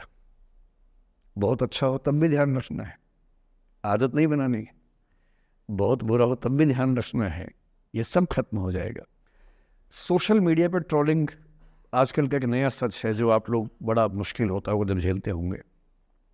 आपने एक फ़ोटो अपलोड की, कोई लाइक ही नहीं कर रहा है, आप बार बार देखने घूमोगे लाइक किया कि नहीं किया। दोस्तों को फ़ोन कर रहे हैं, लाइक कर, तो लाइक कर, तो भी लाइक कर, चल 5 लाइक करवाए, 8 लाइक करवाए, नहीं लाइक हो रहा। फिर आपने कुछ ऐसा बोला, किसी ने उसकी छोटी सी क्लिप काट के चला दी और आप अचानक सबकी नज़रों में किरकिरी बन गए। गालियाँ पड़ रही हैं, आलोचनाएँ हो रही हैं, लाखों लोग फतवे जारी कर रहे हैं आपके ऊपर। इतनी बेचैनी होती है इस दौर में। पहले के दौर में ये नहीं था, आपने कहीं कुछ बोला ख़त्म हो गई बात। अब किसी ने रिकॉर्ड कर ली, सोशल मीडिया पे आ गई, ख़त्म ही नहीं हो रहा। राइट टू बी फॉरगॉटन हमारे देश में है नहीं, और प्रैक्टिकली संभव भी नहीं है। कैसे आप उसको अप्लाई करेंगे? आप कभी ना कभी कुछ ऐसा बोलेंगे, या तो गलत बोलेंगे या उसमें से कोई क्लिप कोई काटेगा, इतनी गालियाँ पड़ेंगी और पहली बार जीना मुश्किल हो जाता है। मैंने आज से 7-8 साल पहले 1.5 साल तक एंग्जाइटी की दवाइयाँ खाई हैं, जबकि मैं बहुत ही मस्त वाला किस्म का आदमी हूँ, मैंने खाई हैं। और जीवन में एक आध ऐसा दौर सबका आता है, आ जाना चाहिए। जब जीवन में एक आध बार ऐसा हो कि सारी दुनिया पीछे पड़ गई है, बहुत दिक्कत होगी, घबराहट होगी, बेचैनी होगी, एंग्जाइटी होगी, डिप्रेशन होगा, सब कुछ होगा। लेकिन एक बात ध्यान रखना, मेरी इस बात को ध्यान रखना, वो पहली और आखिरी परीक्षा है, उसके बाद कभी नहीं होगा। 8 साल पहले ऐसा कुछ हुआ था कि मैंने बहुत दवाइयाँ खाई, 1.5 साल दवाई खाई, 1.25 साल खाई दवाई। कारण पता था, कारण ठीक हुआ, दवाई छूट गई। उसके बाद मैंने ज़िंदगी का सबसे मुश्किल फेज़ पिछले साल झेला था, जब मेरे एक वीडियो की क्लिप मीडिया पर चली, FIR हुई, पता नहीं क्या क्या हुआ, सब कुछ हुआ। पर मैं आपके सामने बहुत ईमानदारी से कह रहा हूँ, मुझे तनाव नहीं हुआ, डिप्रेशन नहीं हुआ, एंग्जाइटी नहीं हुई, क्योंकि मैं पहले झेल चुका था। अब पिछले 7 दिन से मेरी 5 साल पहले की एक क्लिप चला रहे हैं वीडियो आजकल। 2019 के इलेक्शन से पहले जनवरी में मैं क्लास लेते हुए कह रहा हूँ कि अब इलेक्शन का टाइम आ गया, अब मंदिर का तमाशा शुरू हो जाएगा और ये पॉलिटिक्स के मामले हैं, सब बेकार की बातें। उस समय ना सुप्रीम कोर्ट का जजमेंट आया था, ना कुछ और हुआ था। आज मेरा बड़ा सीधा स्टैंड है कि जब सुप्रीम कोर्ट की कॉन्स्टिट्यूशन बेंच ने 5-0 से सहमति दी है और उसके बाद कॉन्स्टिट्यूशन तरीके से मंदिर बन रहा है, मैं कौन होता हूँ नाराज़ होने वाला? मुझे क्यों खुश नहीं होना चाहिए? दुनिया में हर धर्म के ईश्वरों के नाम पर मंदिर हैं, उनके जन्म स्थान पर मंदिर हैं, मेरे धर्म में क्यों नहीं होना चाहिए? मुझे क्यों परेशान होना चाहिए? और कुछ लोग पिछले 7 दिन से 5 साल पहले की क्लिप चला रहे हैं। मेरी टीम परेशान है, मैं परेशान नहीं हूँ। मुझे भेजते हैं कि सर ऐसे हो गया, सर इतनी वीडियो चल रहे हैं। मैं सुनता हूँ पर तनाव नहीं होता है, क्योंकि मुझे पता है कि किसी दिन किसी मंच पर हो, जैसे आज मैंने बात बोल दी, कहीं और बोल दूँगा, बात खत्म हो गई। कितना लोड लेंगे? और आप लोड लेते रहेंगे तो दुनिया देती रहेगी। दुनिया के पास बहुत है देने के लिए, वो हमेशा देते रहेंगे। खुद को ऐसा फूल प्रूफ बना लीजिए, शील्ड बना लीजिए अपने आसपास कि तनाव आता है, फिसल के निकल जाता है, और अगर आप तनाव झेलने के लिए समर्थ हो जाते हैं, लेट गो कर देते हैं, मैं दावे से कह रहा हूँ, सफल कितने होंगे मुझे नहीं पता, ज़िंदगी आपकी शानदार होगी, ये मैं गारंटी दे रहा हूँ। और जब जब बुरा अनुभव हो, जब जब जीवन में बुरा अनुभव हो, सबको होता है, आपको भी होगा, जब जब बुरा अनुभव हो, मेरा सूत्र वाक्य है जो मेरे व्हाट्सएप का स्टेटस भी है परमानेंट, मेरे दिल में गुथा हुआ है, दिल पे छपा हुआ है, सबको बोलता हूँ, हर क्लास में बोलता हूँ, आपको भी बोल रहा हूँ। एक लाइन याद रखना, क्यों डरे जिंदगी में क्या होगा, कुछ ना होगा तो तजुर्बा होगा, उससे बड़ा कुछ नहीं है। अब मैंने ठीक ठाक टॉर्चर कर लिया बच्चों पर, इससे ज़्यादा करना शोभा नहीं देता। इसके साथ ही बात समाप्त करता हूँ। बहुत बहुत धन्यवाद सुनने के लिए। So now it's our time to finally have a positive Q&A session with sir. Sir first of all I thank you so much, और you motivate us so much sir. मैं जब भी मतलब अगर लाइफ में कुछ भी प्रॉब्लम आ रही होती है तो यूट्यूब पे सबसे पहले यही देखती हूँ कि सर की कुछ ना कुछ वीडियो उस टॉपिक पे पक्का मिलेगी, जिससे कुछ ना कुछ सॉल्यूशन ज़रूर होगा। आज जो आपने जो कुछ भी बोला, I am so motivated of it. And this society people give me a question to ask, ये इन्हीं लोगों में से किसी एक का क्वेश्चन है। So I'd like to ask sir, I try every day to study with the same enthusiasm, and every second day I feel exhausted and not able to complete the study target. What should I do? So first of all, thank you for saying me thank you. And as far as the question is concerned, I don't know whose question is this, but whosoever has sent the question. जब आप ये कहते हैं कि मैं रोज़ उतना पढ़ नहीं पाता हूँ, इसके बुनियादी तौर पर 2-3 रीजंस हो सकते हैं।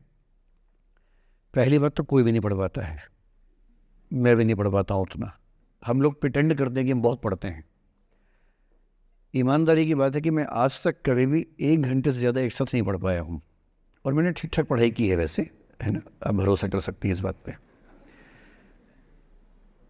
एक तो अपने आसपास ऐसे लोगों से बचिए जो बार बार दबाव बनाए कि मैं तो बहुत पढ़ता हूँ, तो कितना पढ़ती है। आप कितने घंटे का टारगेट लेके चल रहे हैं, एक प्रॉब्लम ये भी हो सकती है। आपकी उम्र में कॉलेज के अलावा अगर आप 3-4 घंटे पढ़ लेते हैं तो पर्याप्त है। कॉलेज के 3 साल सिर्फ पढ़ाई के लिए नहीं है, पढ़ाई से ज़्यादा सीखने के साल हैं, मंच पे आने के साल हैं। दोस्तों के साथ फिल्म देखिए, दोस्तों के साथ आउटिंग पे जाइए, रेस्टोरेंट में बैठ के खूब बकवास कीजिए उनके साथ। उसमें जो सीखेंगे वो केवल पढ़ाई से नहीं सीखेंगे। तो दिन में 3-4 घंटे बहुत होते हैं।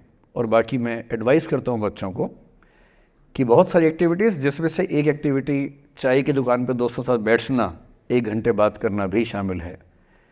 पर्सनैलिटी ग्रूमिंग के लिए बहुत ज़रूरी है।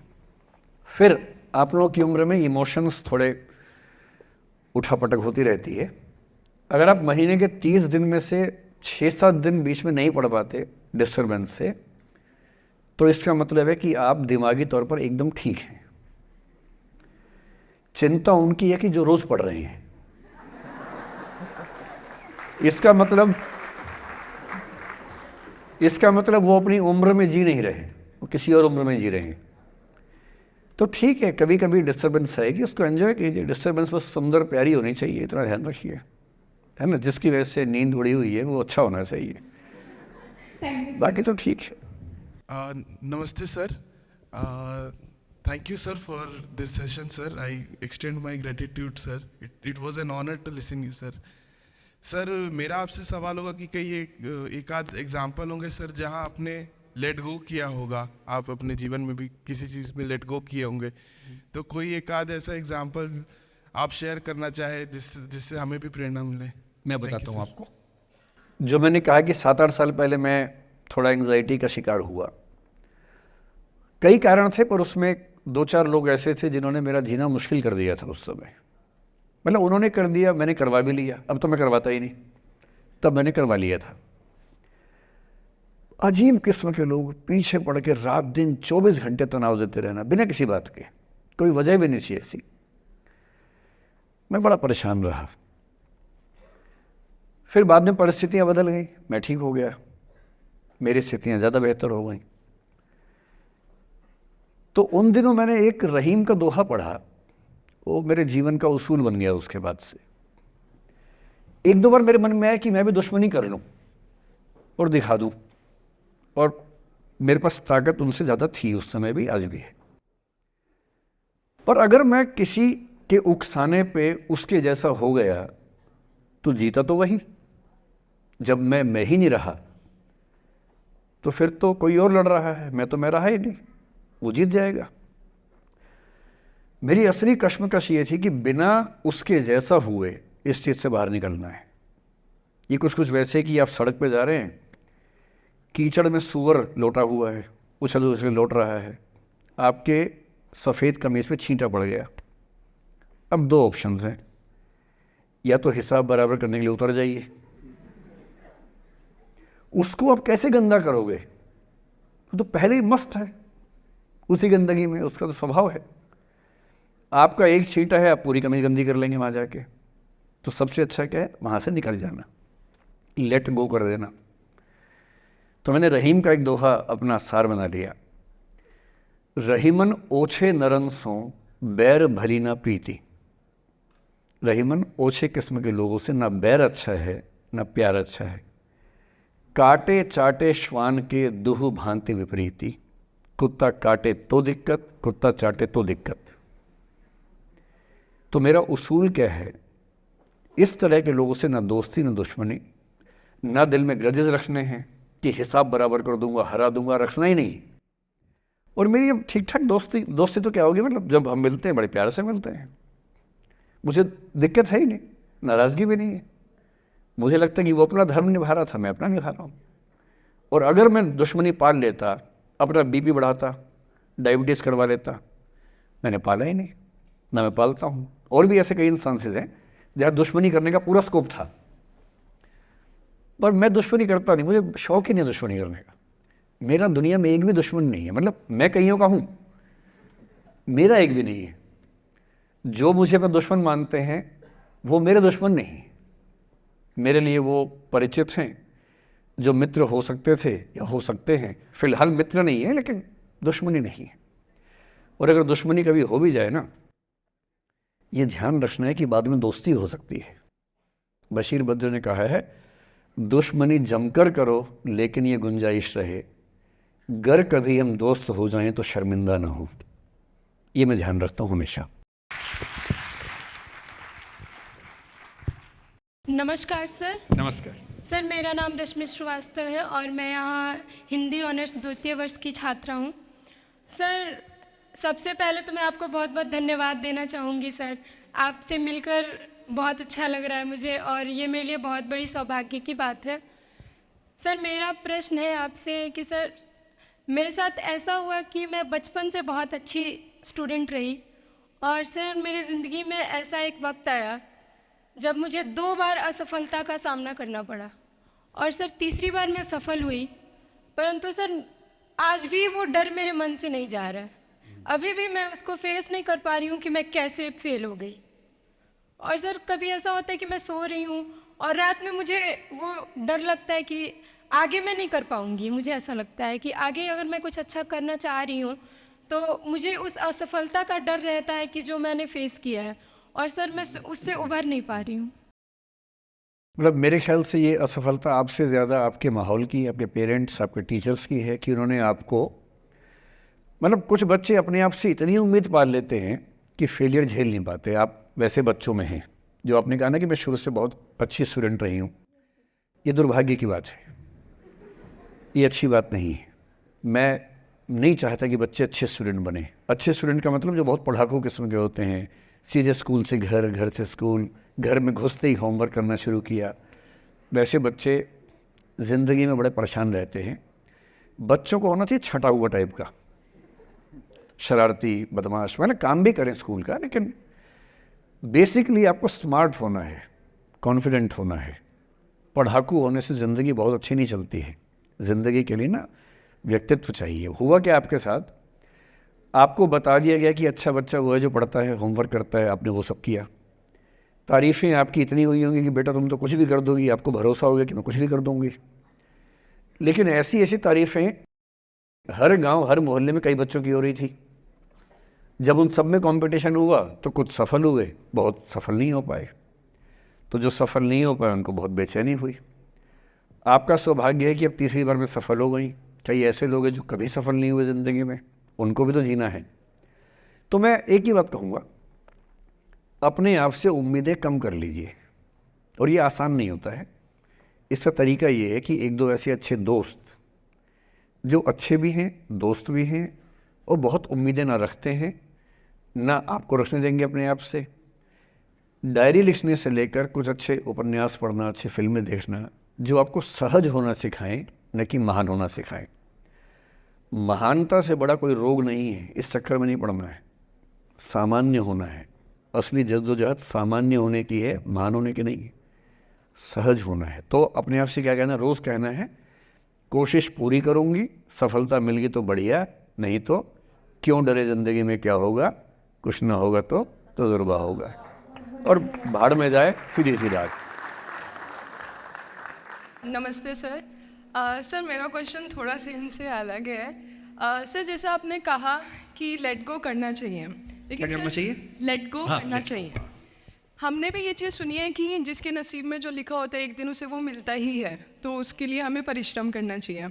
तो सर एक इनके बीच में क्या एक थिन लाइन नहीं है कि हमने सोचा जैसे 71st डे पर मुझे ऐसा लग रहा है कि अब मुझसे और नहीं होगा, अब मैं नहीं करूँगी। माना कि वो गिव अप भी कहा जाता है, लेकिन अगर मेरे नसीब में है कि नहीं यार कल ये तुझसे हो जाएगा, अगर मैं कोई भी टास्क कर रही हूँ कल ये कंप्लीट होगा, लेकिन मैं सोचूँ नहीं मेरे से ये प्रेशर नहीं हो रहा, I should let go this, I should start some other thing. तो क्या ये मुझे लेट गो करना कभी रिग्रेट नहीं कर सकते क्या लाइफ में, यार एक दिन और ट्राई कर लेते तो शायद मिल ही जाता? देखिए, जो नसीब का मामला है, मेरे ख्याल से आपकी उम्र में नसीब को नहीं मानना चाहिए। दुनिया में किसी को नहीं पता कि नसीब है या नहीं, और है तो कितना है। सब तुक्का लगा रहे हैं, मैं भी तुक्का लगा रहा हूँ। ठीक, जो हार जाता है ना उसको तसल्ली देना बहुत ज़रूरी है, वरना वो जी नहीं पाएगा। और पराजित व्यक्ति को तसल्ली देने के लिए सबसे अच्छा शब्द है नसीब, भाग्य, नियति। बहुत ज़रूरी है। और इसलिए एक उम्र के बाद गीता का सार पढ़ना बहुत ज़रूरी है। समझना पड़ता है कि सब कुछ हमारे हाथ में नहीं होता है, सच में नहीं होता है। पर इसका मतलब ये भी नहीं है कि सब कुछ किसी और के हाथ में होता है। अगर ऐसा होता तो बिना मेहनत करने वाले IAS बन जाते या कुछ भी बन जाते। ये हो सकता है कि IAS बनने के एग्ज़ाम में 10 ने मेहनत की, उनमें से 8 का हुआ, 2 का नहीं हुआ। पर ये नहीं हो सकता कि एक आदमी ने मेहनत नहीं की तो उसका IAS हो गया। बिना मेहनत के तो नसीब भी नहीं मिलने वाला है। इसलिए ये मान लीजिए कि कुछ ना कुछ चीज़ें हमारे कंट्रोल में नहीं हैं, लेकिन जितना कंट्रोल में है उस पर पूरी ताकत लगाएंगे, पूरा डिसिप्लिन रखेंगे, तो हम अपनी किस्मत सबसे अच्छी लिख पाएंगे। सबसे अच्छी मतलब बाकियों से नहीं, मेरी जितनी अच्छी हो सकती है उतनी अच्छी लिख पाएंगे। और इसलिए अगर आपको लगे कि मैं नहीं कर पाऊंगी कोई काम, तो उसको गिव अप ही कहते हैं। लेट गो का मतलब तब होता है जब आप मन भर चुका है, अब उसकी ज़रूरत महसूस नहीं हो रही। जैसे IAS बनने की कोशिश कर रहे हैं, नहीं बन पाए, तैयारी छोड़ दी, गिव अप है। बन गए, नौकरी की, मज़ा नहीं आया, छोड़ दिया, ये लेट गो है। लेट गो करने के लिए पहले हासिल करना पड़ता है, या हासिल होने से पहले उस मनोभूमि पर पहुंचना पड़ता है जहां हासिल होने का सुख आपने महसूस कर लिया और उसमें मज़ा नहीं आया, ठीक ही है, औसत है, तब छोड़ दिया। इसलिए आपकी उम्र को शोभा नहीं देता कि हम नसीब की बात करें, ये शोभा देता है मेरी उम्र को। तो 30-40 के बाद नसीब, भाग्य, नियति चलेगा। फ़िलहाल कर्म पे भरोसा कीजिए, मेहनत, डिसिप्लिन, और मोटिवेशन से ज़्यादा महत्वपूर्ण है डिसिप्लिन, ध्यान रखिएगा। मोटिवेशन का ग्राफ ऐसा होता है, फिर ऐसे नीचे आता है धीरे धीरे। डिसिप्लिन ऐसे रहता है, और डिसिप्लिन वाला व्यक्ति हमेशा मोटिवेशन वाले व्यक्ति से ज़्यादा सफल होगा, ये मान के चलिए। सबसे अच्छा क्या है? Motivation with discipline. तो कोशिश कीजिए कि नसीब पे ना छोड़िए, अपने भरोसे कीजिए। All the best. Now, I would like to invite our president, who is the fuel to our rocket, Palak Chauhan, to present a vote of thanks. I would like to thank our guest speaker, Mr. Vikas Divikirti sir, who came here for this session and gave us his valuable time. I'm pretty sure all the audience members present over here get a new perception and along with a powerful motivational session.